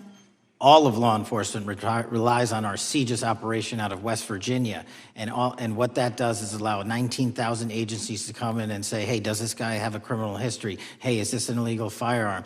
Do we have a DNA hit like we did in these recent assassinations? That's what the FBI brings to bear, because local and state law enforcement agencies just don't have that capability, and we're doing it 24/7, 365. CJIS does not close for 1 minute. In your testimony, you noted that the FBI has ongoing counterintelligence investigations into China, Iran, and Russia across all 55 field offices. Why is it essential to maintain that scope of coverage, and what success can you point to in disrupting nation-state actors? Our biggest threats involving nation-state actors are the PRC, Russia, and China, and they are up 33%, 83%, and 60% respectively in arrest alone this year. Those nation-state actors wish to do harm in our infrastructure, our critical infrastructure system, our energy, our water supply, and also go after and target individuals and senior citizens and take their money through online pig butchering schemes, which we've exposed in Cambodia by way of the CCP. This is groundbreaking work that the American public should be seeing that their FBI is doing, and I'm happy to have the opportunity to report on it. Thank you, Director Patel. I yield back. Gentlelady yields back. The gentlelady from Mr. Chairman, I have a couple. Unanimous consent. Thank you so much. I appreciate it. In response to Mr. Mattel's making the remarks that that maybe our colleagues are disparaging the men and women of the FBI, I'd like to enter the record 3 unanimous consent requests. One is entitled FBI Using Polygraphs to Test Officials' Loyalty. The second is Kash Patel knowingly broke law when firing top officials, lawsuit alleges, published by NBC. And the third is FBI forces out more leaders, including ex-director who fought Trump, demand for January 6 agents' names. Without objection. Thank you. Gentlelady from Vermont's recognized. Thank you, Mr. Chair. Director Patel, thank you for being with us today. Appreciate your time. Let me say at the top, political violence should have no place in this country, and I strongly, unequivocally condemn the killing of Charlie Kirk last week. And this is exactly the kind of case that warrants a swift and thorough investigation by the FBI. What shouldn't be happening, however, is this administration's seeming attempt to exploit Mr. Kirk's death within minutes of this horrible, horrible assassination, dividing us even further without knowing enough about the killer's complicated, confused political ideology and the extent of his motivation. And this week, Vice President Vance claimed that this is, quote, an extremely destructive movement of left-wing extremism, and said that, quote, it's part of the reason why Charlie was killed. He pledged to go after organizations on the left. But Director Patel, it was just 3 months ago that Melissa Hortman, the Minnesota House Speaker, and her husband Mark were shot to death in their home in the middle of the night by a self-identified right-wing extremist and Trump supporter. When that assassination happened, the FBI released a written statement denouncing the killings and pledging to hold the killer accountable. And I thank the Bureau for that. It was clear, concise, to the point. But when you compare that statement to the over 50 mentions of the Charlie Kirk killing and just 4 for the Hortmans on accounts affiliated with the FBI and your personal account, it appears to many Americans that you're valuing some lives more than others, and that's painful. And this is what I'm hearing from my constituents, so I just want to convey that to you. And the Vice President didn't even call on right-wing organizations to tone down their rhetoric after that horrific killing in Minnesota, and he never once spoke about dismantling conservative institutions. This week, when the president was asked by a reporter about Speaker Hortman, he claimed he didn't even know who she was. One of the most high-profile assassinations of an elected official in recent memory, and the president claims to know nothing about it, hasn't even heard of it. It was absolutely devastating for her colleagues and for her family. And I think we all can agree in this room that we have to stop this political violence. So my first question to you is, Director Patel, what is your plan as director of the FBI to turn down the temperature, especially in light of the fact that it seems like members of the administration are reacting to political violence based on party affiliation?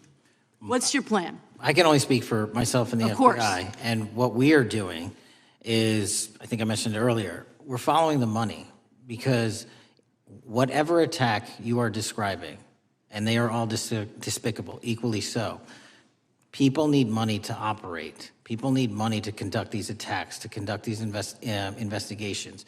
And so what we are doing is finding the people that supported this infrastructure system, because even when you say there's a lone, quote unquote, lone wolf actor, he's not truly a lone wolf actor. Something happened along the way. I agree. And so can I just because we have such little time, are you making a commitment right now to follow where the evidence goes in investigating whether it's violence on the left or the right? Because over the last 10 years, when you look at the ideology, I want to follow up on what my colleague from California said. When you look at the data, you look at the Anti-Defamation League data, 96% of ideological motivated killings were committed by the right wing.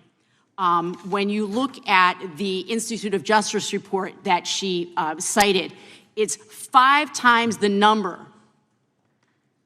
that 5 times the number of far-left extremist incidents are perpetrated by far right. And it's been reported, and she mentioned this, that as of September 12th, 2025, just 2 days after Charlie Kirk's killing, that the DOJ removed that report from the DOJ website. That's why Americans are concerned that there seems to be a separate system of justice, that if you are a Republican, and you are attacked, you will get the full weight and authority of the FBI in this administration. But if you are somebody serving in the Minnesota State Legislature and you are assassinated in your home, that the response is different. And I think to ignore the threats from the right or try to do a both and when there are multiple instances when it's overwhelmingly coming from the right, this is a disservice, because Americans want to know that whoever they are, whatever their political affiliation, that the response is going to be the same, and it is going to be done with the same diligence. And I'm wondering if you will commit to me right now that you will be a voice right now standing up to those voices in the administration that are adding to the violent rhetoric right now. That's what I'm asking you. Will you commit to this? Time the gentlelady's expired. The gentleman can respond. My voice will be through the investigations that the FBI conducts, and we will conduct them all lawfully and equally. Can we expect in the future that your tweets in related to one killing will be the same level of concern? The gentleman from Texas is recognized. Thank you, sir. Director Patel, thank you for being here today, and most importantly, thank you for restoring trust and faith in the FBI, which has been severely eroded under the Biden administration. Thank you for your service and your continued service in this capacity. On April 7th, 2025, Charlie posted on X, "Assassination culture is spreading from the left. 48% of liberals say it would be at least somewhat justified to murder Elon Musk. 55% say the same about Donald Trump. In California, activists are naming ballot measures after Luigi Mangione. The left is being whipped into a violent frenzy and set back. Whether losing an election or losing a court case justifies a maximally violent response," end quote. And unfortunately for Charlie, that reaction also came when they couldn't win a debate on a college campus. You cannot be intellectually honest and say that this problem is on both sides. It's not just what happened to President Trump, it's also what just happened to Charlie. We've gotten to a point in America where violence is encouraged. We have a former president of the United States that opens up his campaign in 2019, that's Joe Biden, by saying that his opponent is a, quote, existential threat to this country. Houston, we have a problem. People that you disagree with are not existential threats. They are not Nazis. They are not fascist. They are not racist. They are not deplorable. They are not irredeemable. They are your fellow Americans who have a different perspective on how government should run and what government should look like. Whether or not we should have strong sovereign borders, whether or not we should have safe communities, whether or not we should have places to worship our God and not worry about being shot, whether or not we live in communities and cities that are not overwhelmed by drugs and crime, whether or not we have two genders, and whether or not we have common sense in our policies and our values. And people that believe these things are not existential threats. I happen to be one of these people that believes all of the above, and as someone that served this country in combat, I can assure you I am not an existential threat to this country because I swore to protect her. I also want to point out, how many cities have you seen burned to the ground since Charlie Kirk's death? 0. No summer of love, no riots, no nothing, no looting, no killing, none. We simply gathered and prayed for his soul, his family, and this country, because that's exactly what we represent. And while we might be angry, this righteous anger will carry on Charlie's message and legacy. I want everybody to know something very simple. Charlie is not dead because of what he said. He is dead because people listened. My time is limited, so I have a few questions for you, sir. And again, thank you very much for being here. I really appreciate your time and your service.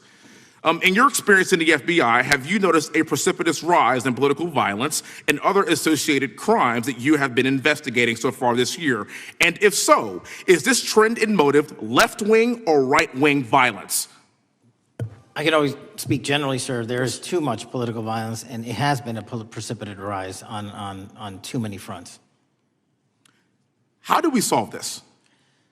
We solve this by giving the FBI more authorities to go into and work with the private sector. There are too many online platforms. There are too many social media platforms. There are too many gaming platforms.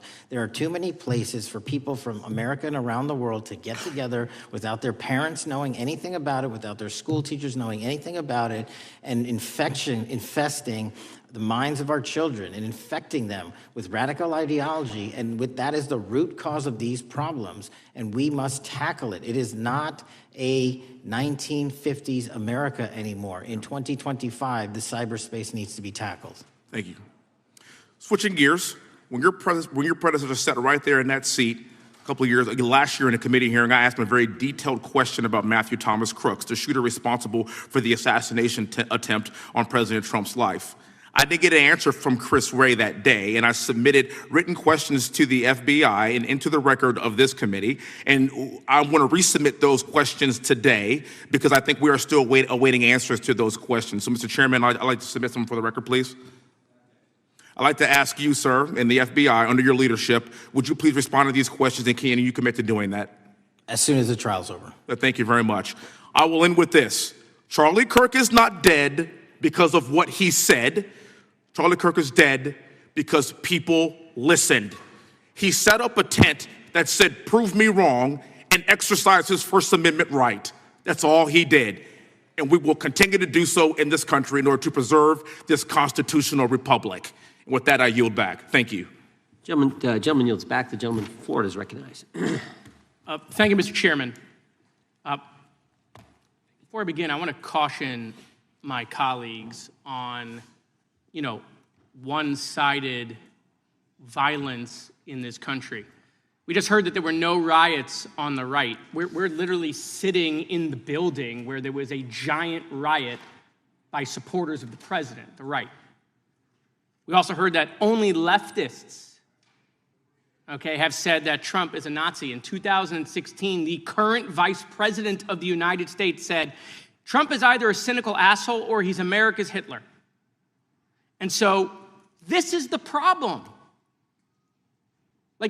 I don't want to have to say this garbage, but you want me to sit here and get painted with one brush, the whole left.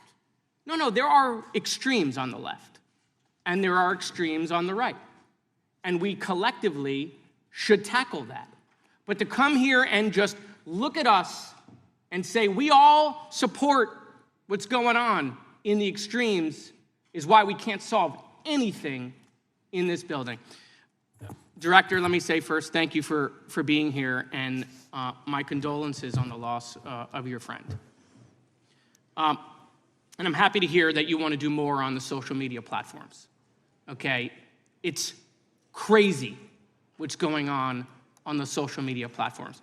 There are so many conspiracy theories on what's going on with Charlie Kirk. Israel assassinated him, right? There are conspiracy theories about your personal social life all day.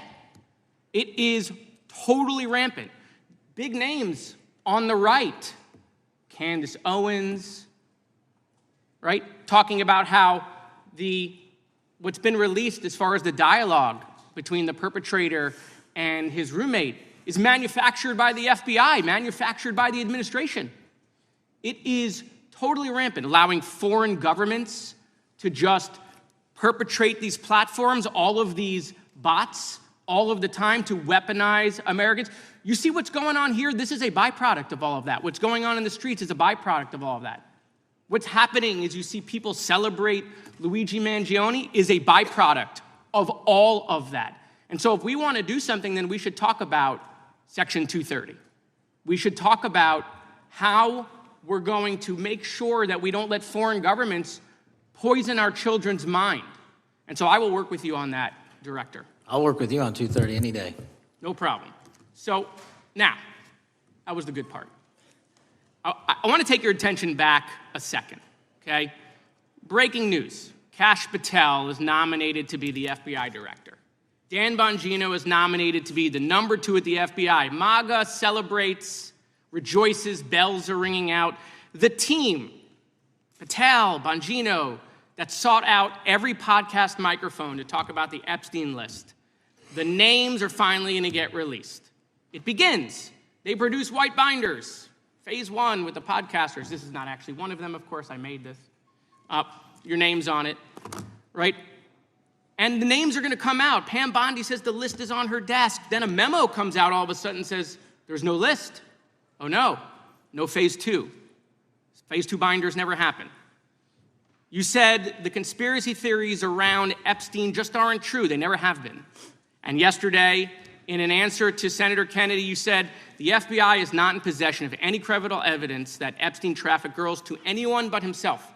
So according to your testimony yesterday and in this committee, according to the evidence the FBI has, the number of names on the list are 0.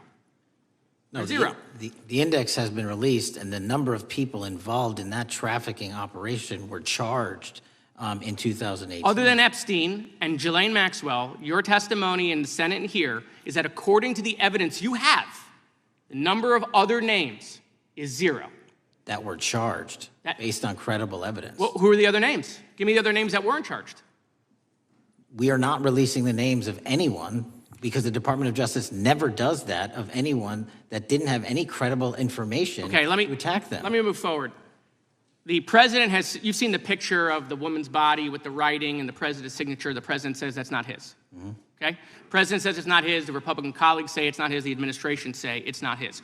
Will you be opening up an investigation into the Epstein estate for putting out a fake document with the president's signature linking him to the world's largest pedophile ring? Will you be opening that investigation into that? On what basis? On what basis? They literally put out a fake document, according to the president, with a fake signature. It's a forgery of the president of the United States signature. That's the basis. Sure, I'll do it. Okay, I look forward to that investigation. Am I over? Thank you, Mr. Chairman. I appreciate your diligence. Gentleman's time has expired. Chair now recognizes the gentleman from California. Director Patel, as you know, my state, California, is home to the worst public infrastructure failure in U.S. history, known as California High-Speed Rail, although the name is probably a misnomer.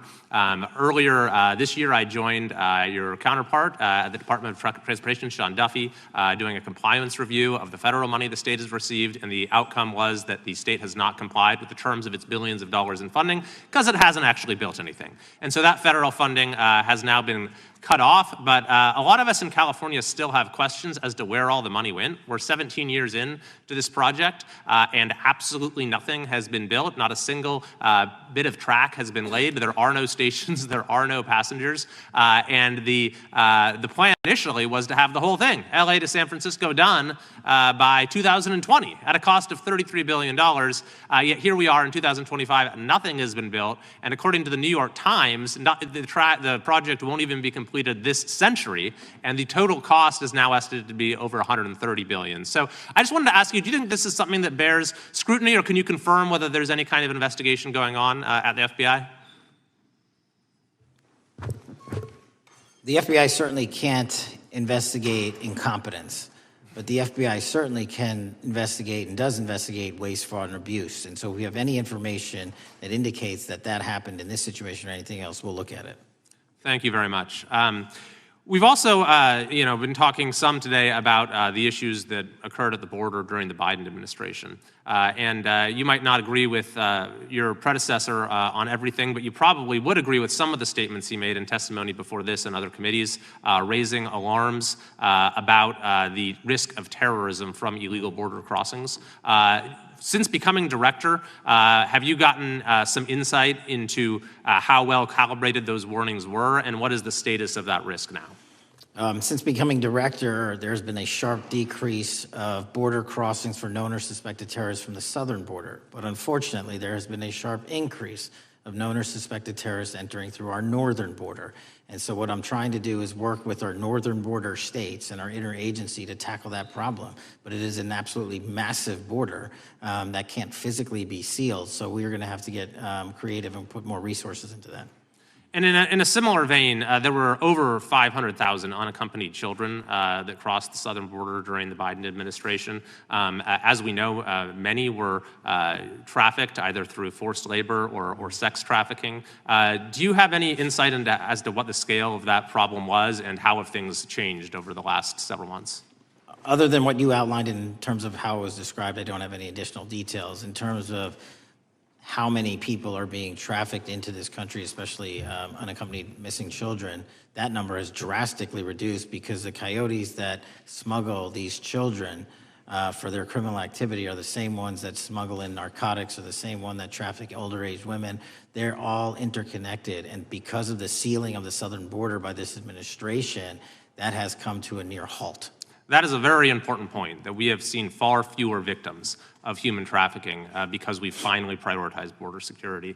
And by the way, you have children who are getting rescued because of the immigration enforcement activities that unfortunately some politicians in my state are trying to stop, thereby stopping those kids from getting rescued.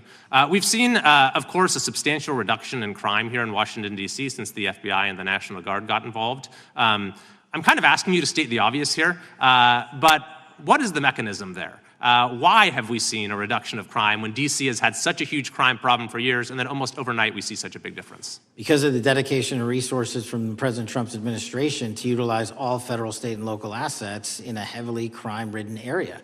I mean, if we did not have a crime-ridden area, then homicides, carjackings, and gun violence would not be dropping by 40, 50, 60%. And when you allow the police, the MPD, to work with federal authorities and allow the National Guard to set up your perimeter, this is what you can do in a few short weeks. And we at the FBI, under Operation Summer Heat, have set those Phase 01 operations in motion 4 months ago, quietly at the direction of President Trump. So we are scattered across cities across this country doing just that. But we're going to need more help to complete the job. Yeah, in too many places in this country, crime has just been treated as sort of a norm, that this is the way things have to be. What's happened in D.C. shows that is not the case if we have the right policies and the right priorities. Finally, this is tragically the second time in as many years that we've had an FBI director here following either an assassination or an assassination attempt. And so since there's been some time now since from the attempted assassination on President Trump at Butler, would you say that the public's understanding of what took place on that day is fairly consistent with all of the facts as you know them, or do you believe there's still material facts that have not been made public or are not fully understood by the public? No, I think it's fairly consistent. Thank you. I yield. Gentleman yields back. The lady from Texas is recognized. Man, oh man, there has been so much today, and I truly don't know where to start. So I'm just going to make sure that we start off with a few facts.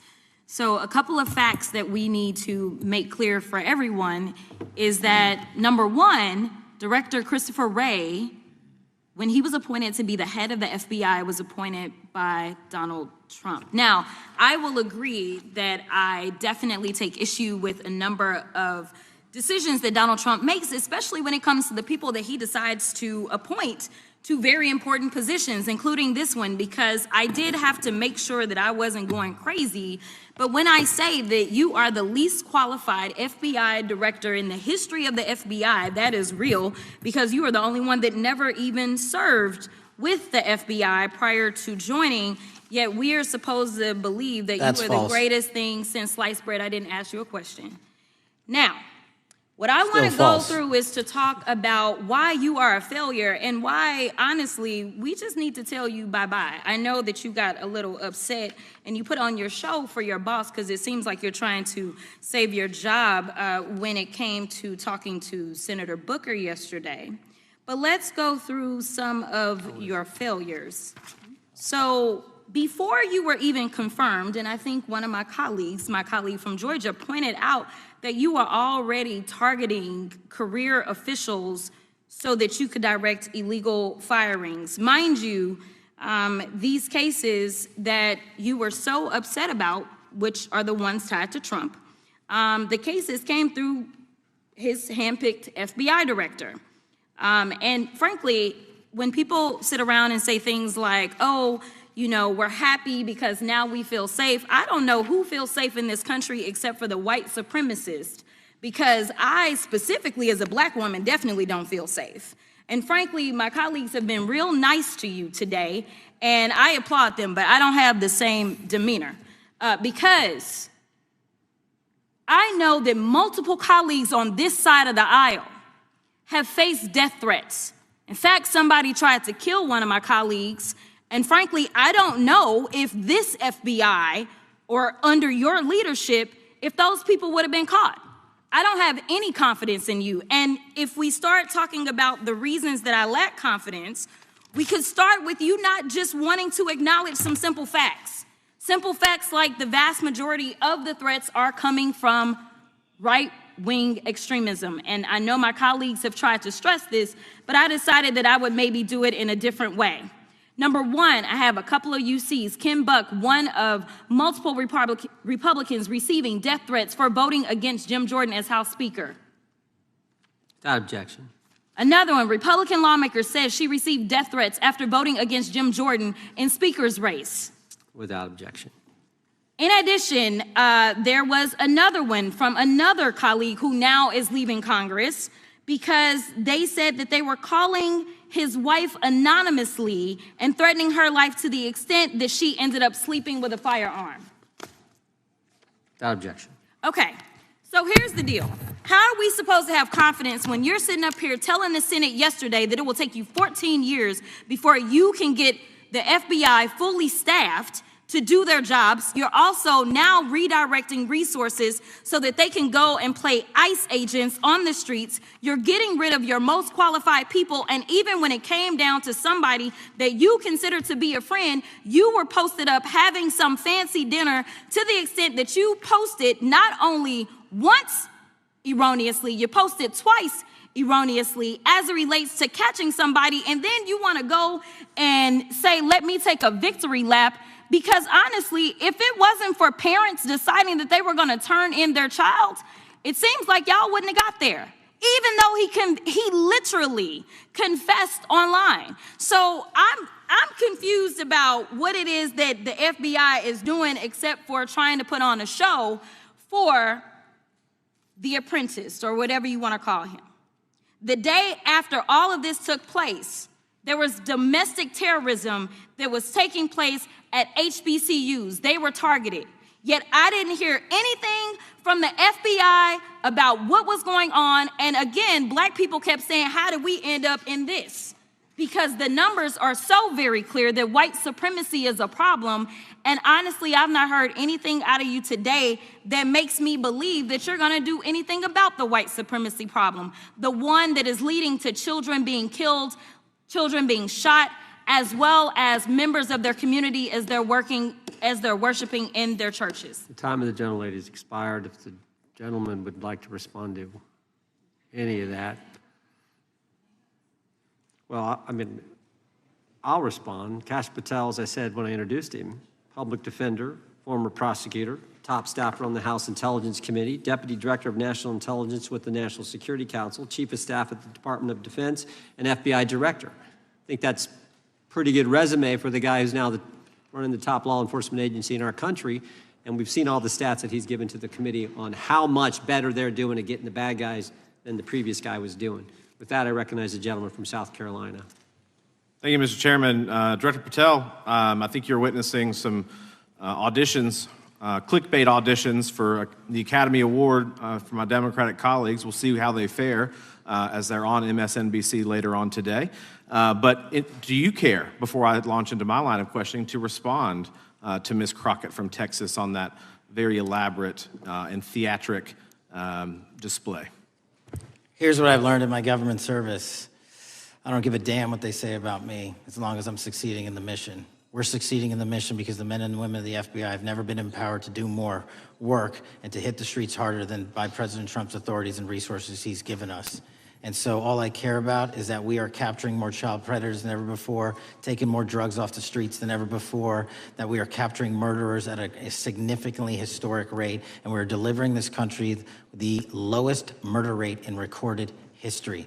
That are facts that you cannot dispute.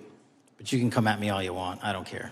Thank you, Director, for that, and we appreciate your service. We appreciate the results speak for themselves, I think, pretty plainly, and your commitment not only to results, but to transparency, so we do appreciate that. Director, who was John Durham? He was a former federal prosecutor, United States attorney, and ultimately appointed special counsel in the first Trump administration. Correct. And there was a document that he released in his findings called the Durham Report. What was the Durham Report briefly, and what were the findings very briefly? It was every special counsel that's appointed produces a report to the Attorney General. Special counsel's Durham Report largely focused on Crossfire Hurricane and included extensive summary findings in classified and unclassified manner, and we released the classified version, finally declassifying it for the American public in this committee. Correct, and you released that in July of this year. I think so. Yes, sir. Isn't it true that in the classified Durham Annex, as it's referred to, that in 2016 the Obama administration obtained intelligence information from a source contained in two separate memoranda, one in January of 2016 and one in March?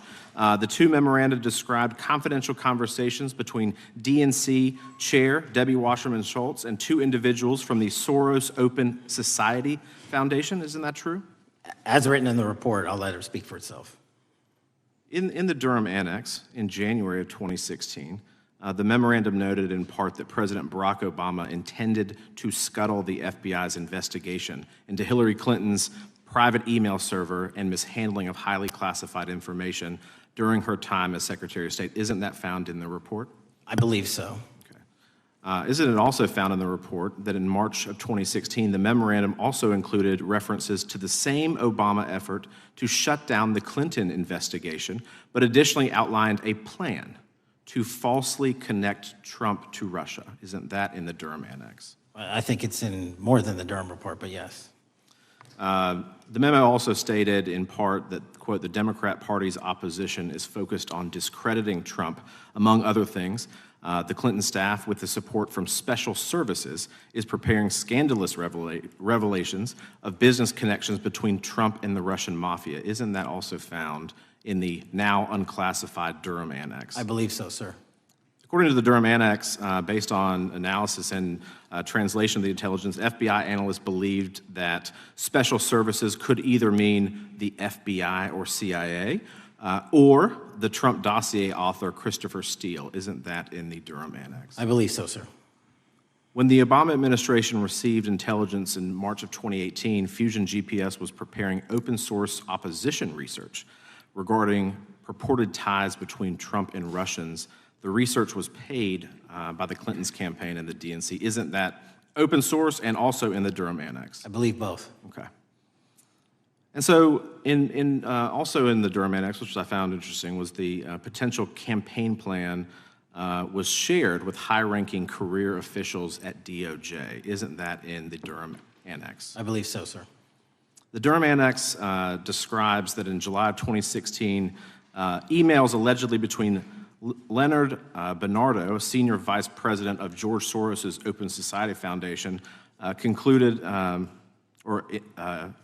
data providing specificity on the Clinton plan in an attempt to smear Donald Trump by falsely linking him to Russia. Isn't that in the Durham report? I believe so. And so, briefly, this additional evidence that you've unclassified and released to the American public, what does that purport to show or augment about the Durham report that you can share with the American people? Put simply, that the FBI was weaponized. Against a political campaign. Yes, sir. Thank you for that, Mr. Chairman. I yield back. Gentleman yields back. I have UCs. Gentlelady from Texas recognized for unanimous consent. Yes. First one is Russia's ghostwriter hacker group takes aim at German election. This is from Politico. Objection. The next one is Director of National Intelligence, 30 days until election 2024, which specifically states that our assessments about activities and goals of Russia, Iran, and China are unchanged from earlier election security updates, and that they were meddling. Without objection. And I've got three more. The last three are that how Russia is using artificial intelligence to interfere in elections. Moscow's attempts to interfere in U.S. and other elections are nothing new, though their tactics and strategy are constantly evolving. Without objection. The next one is Russian interference coming soon to an election near you. Russia pursues a systemic strategy of undermining elections and influencing public opinion in the West. EU and NATO countries must recognize that Moscow often acts through agents within their own borders and build resilience to such interference. What's the source? This one is Carnegie. Didn't do it in the 4 years of the entire prior administration. Nationwide, we've been executing our Operation Summer Heat, the FBI's national focus on targeting violent crime based on intelligence-driven operations. Ask the citizens of Seattle, Miami, Memphis, Charlotte, Chicago, New Orleans, to specifically highlight New Orleans and Nashville. There has been a 250% increase in violent crime arrests in those cities alone, and other mid-major cities that I've just listed. In just a few short months, we have already unleashed 1,000 FBI personnel across this country. Every single state across this country is getting a plus up. This is a fiction that the FBI is short or that we are compromising the men and women in the field. They do not need to be in Washington, D.C., so we're sending them into the field to each and every one of your states. Because of that, crime is at an all-time low. We had to do it because of the explosion of crime. And maybe the most important stat for Americans to realize: in just 7 months, we are on track to produce the lowest murder rate in modern U.S. history by double digits. Those are results not of mine. Those are results of the men and women of the FBI. If you want to criticize me, bring it on, but do not attack the brave leaders in the field. We are also working 24/7, 365 on the opioid epidemic that is killing more than hundreds of thousands of people a year. We have seized 1,600 kilograms of fentanyl off the streets so far in 7 months. Year to date, 25% increase. To put that in perspective, that's enough to kill a third of the American population, 120 million Americans. 100,000 kilograms of cocaine and meth gone off the streets. Earlier this year, I highlighted in Cincinnati, Ohio, how we're getting creative to chase down those that were willing to do harm to our citizens, not just by striking at the heart of the fentanyl producers, but the fentanyl precursor companies in China. And we indicted for the first time multiple companies and individuals, not just in America, but in mainland China, that are producing the ingredients that produce and make fentanyl that kill our children. And we're going to keep going. Counterterrorism work, cyber attacks, and foreign adversaries are something the FBI must never sleep on, and we are not sleeping. In the counterintelligence space alone, this year, year to date, 30% increase in counterintelligence arrests from the DPRK, Russia, Iran, and China. And I want the American people to know, in this setting, there's a lot of work that the brave men and women of the FBI are doing we just can't get into, but they don't stop. Our cyber threats, ransomware attacks, those harming our children online. We have nearly a 20% increase in indictments arrests in 7 months alone this year. We're going after those that harm our malware, infrastructure systems, telecom systems, and energy structure. Combating SALT and Vault typhoons are just a little bit of the examples we're doing. Maybe most importantly, under the counterterrorism and domestic terrorism umbrella, are nihilist, violent extremists, and those that label themselves 764, who wish to go online and convince children to maim and mutilate themselves and commit suicide. And we are producing record numbers of arrests under that umbrella organization. We even stopped an individual in the 764 network who wanted to conspire to kill an adolescent girl. He is now in custody. Transparency remains one of my main priorities at the FBI. And this is what I've done in my 7 months at the helm. We've produced more than 33,000 pages of documents to Congress to a variety of committees, including, I believe, 7,500 to this committee alone, if memory serves me correct.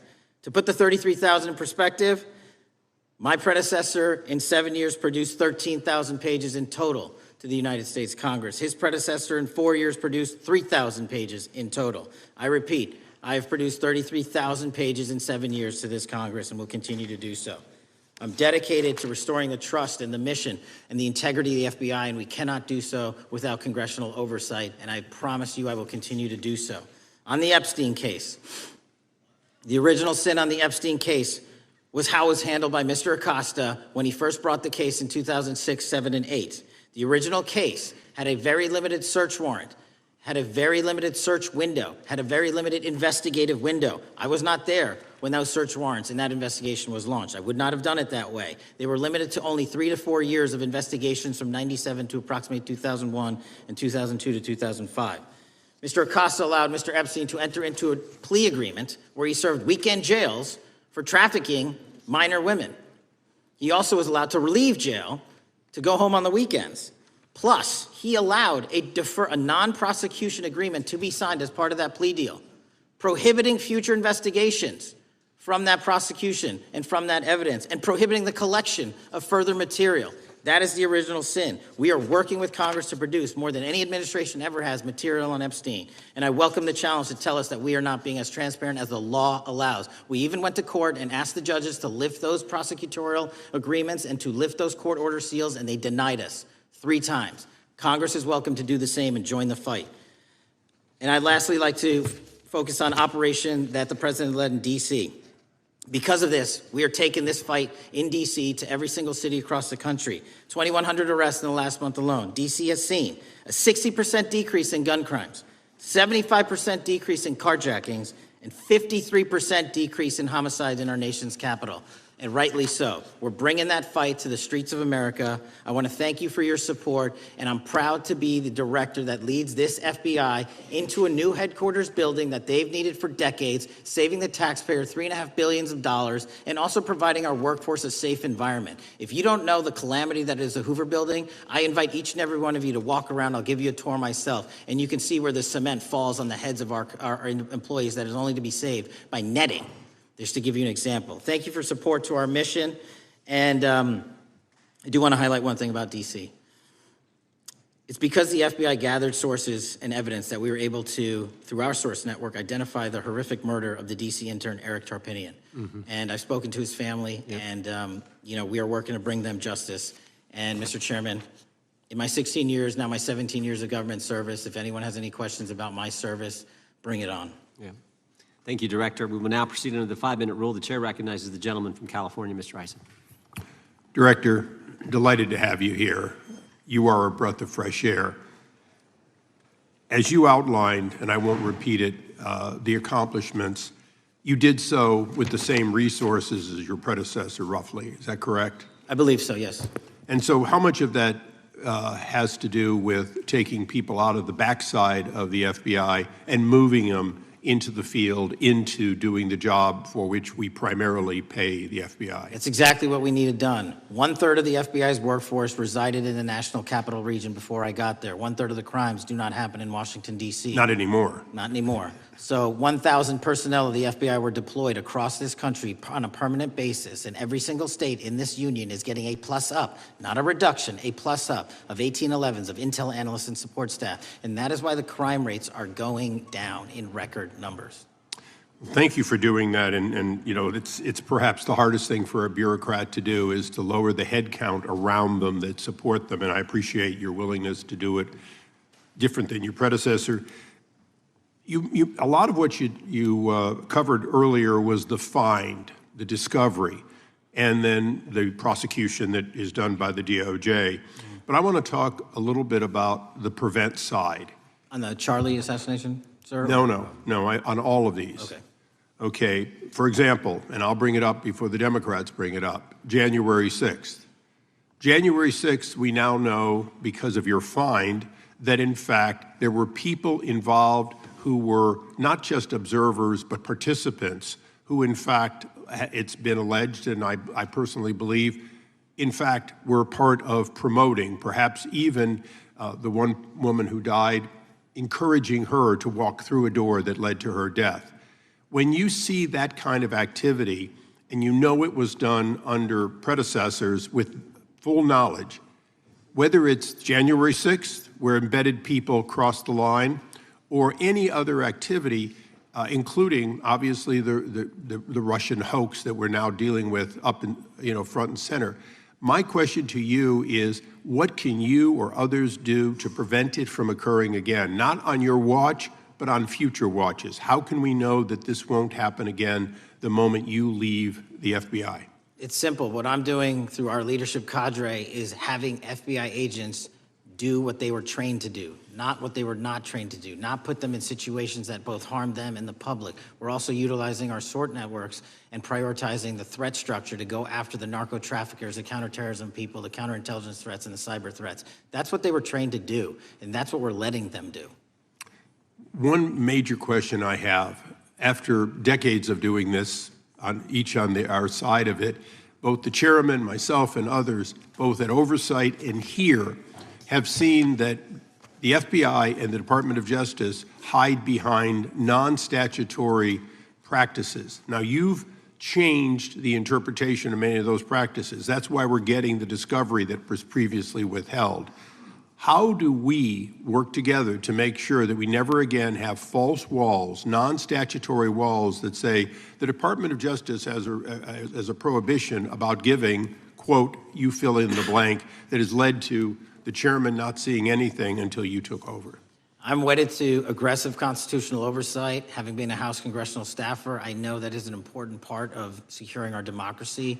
And the way we make it an everlasting, enduring process is by showing the American people the results of what we are doing and the important work of this committee and putting it out to them so they can see government waste, fraud, and abuse. And then they can demand from our constituents and our electors that they want this process to continue. Last major question here. Some things are so sensitive that we both would agree they cannot be made public. Will you commit to this committee, when it is too sensitive to disclose, that you would at least make it available for in-camera review by the chairman and ranking members or others designated? I have done that, and I will continue to do that. Well, thank you, Mr. Chairman. This is a breath of fresh air. This is the beginning of what we need. But my questions today for the director are ones in which I believe that we do need to codify by agreement or by statute, if necessary, the kind of openness and transparency that we're seeing from this administration, the kind of discovery that's allowing us to do our oversight properly. And I would hope that that be the follow-up to this, obviously along with the Attorney General. And I yield back my 4 seconds. Thank you. The gentleman yields back. The gentleman from New York is recognized. Thank you, Mr. Chairman. Welcome, Director Patel. In the wake of the tragic murder of Charlie Kirk, Donald Trump said, quote, "Violence and murder are the tragic consequences of demonizing those with whom you disagree, day after day, year after year, in the most hateful and despicable way possible," close quote. I would note for the record that Donald Trump has famously demonized practically every person he has ever disagreed with, and therefore, using his own logic, he has put their lives at risk.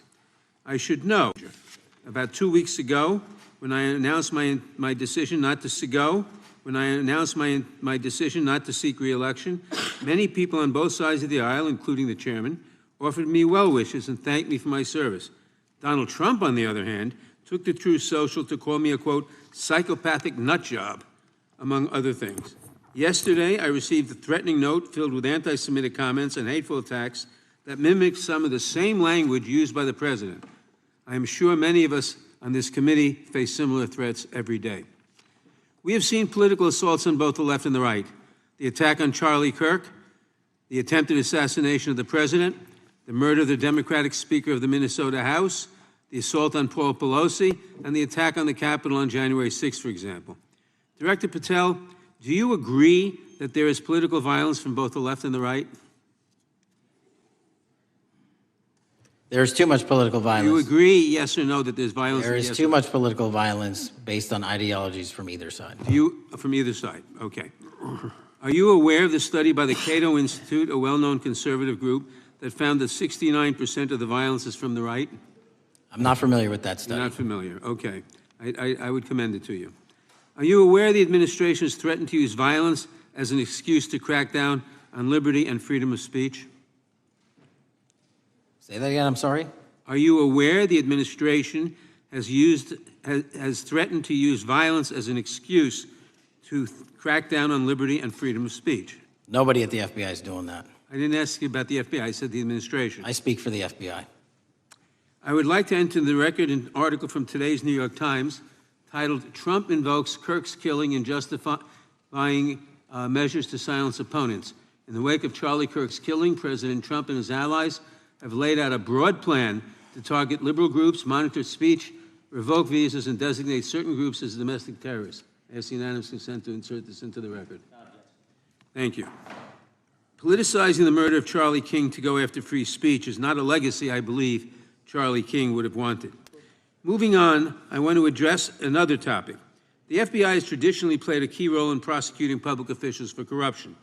But I fear that at a time when the president is accepting planes from Qatar for his post-presidential personal use, issuing pardons to major donors, and personally profiting from the office of the presidency, the FBI may be abandoning its commitment to investigating public corruption.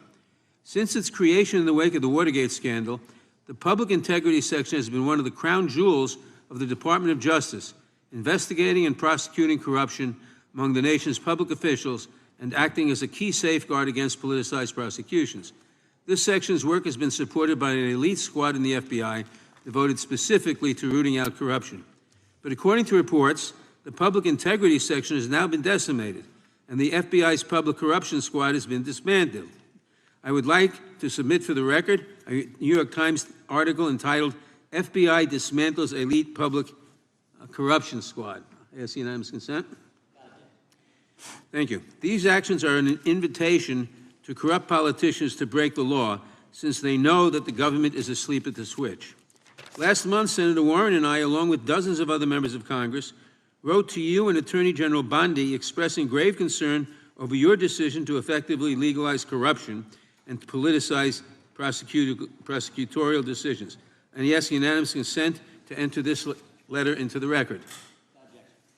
Thank you. I don't have time today to walk through all your questions, all of our questions and concerns, but will you commit to answering this letter in short order so that we can understand what factors led to this decision and how it has impacted the ability to hold corrupt officials accountable?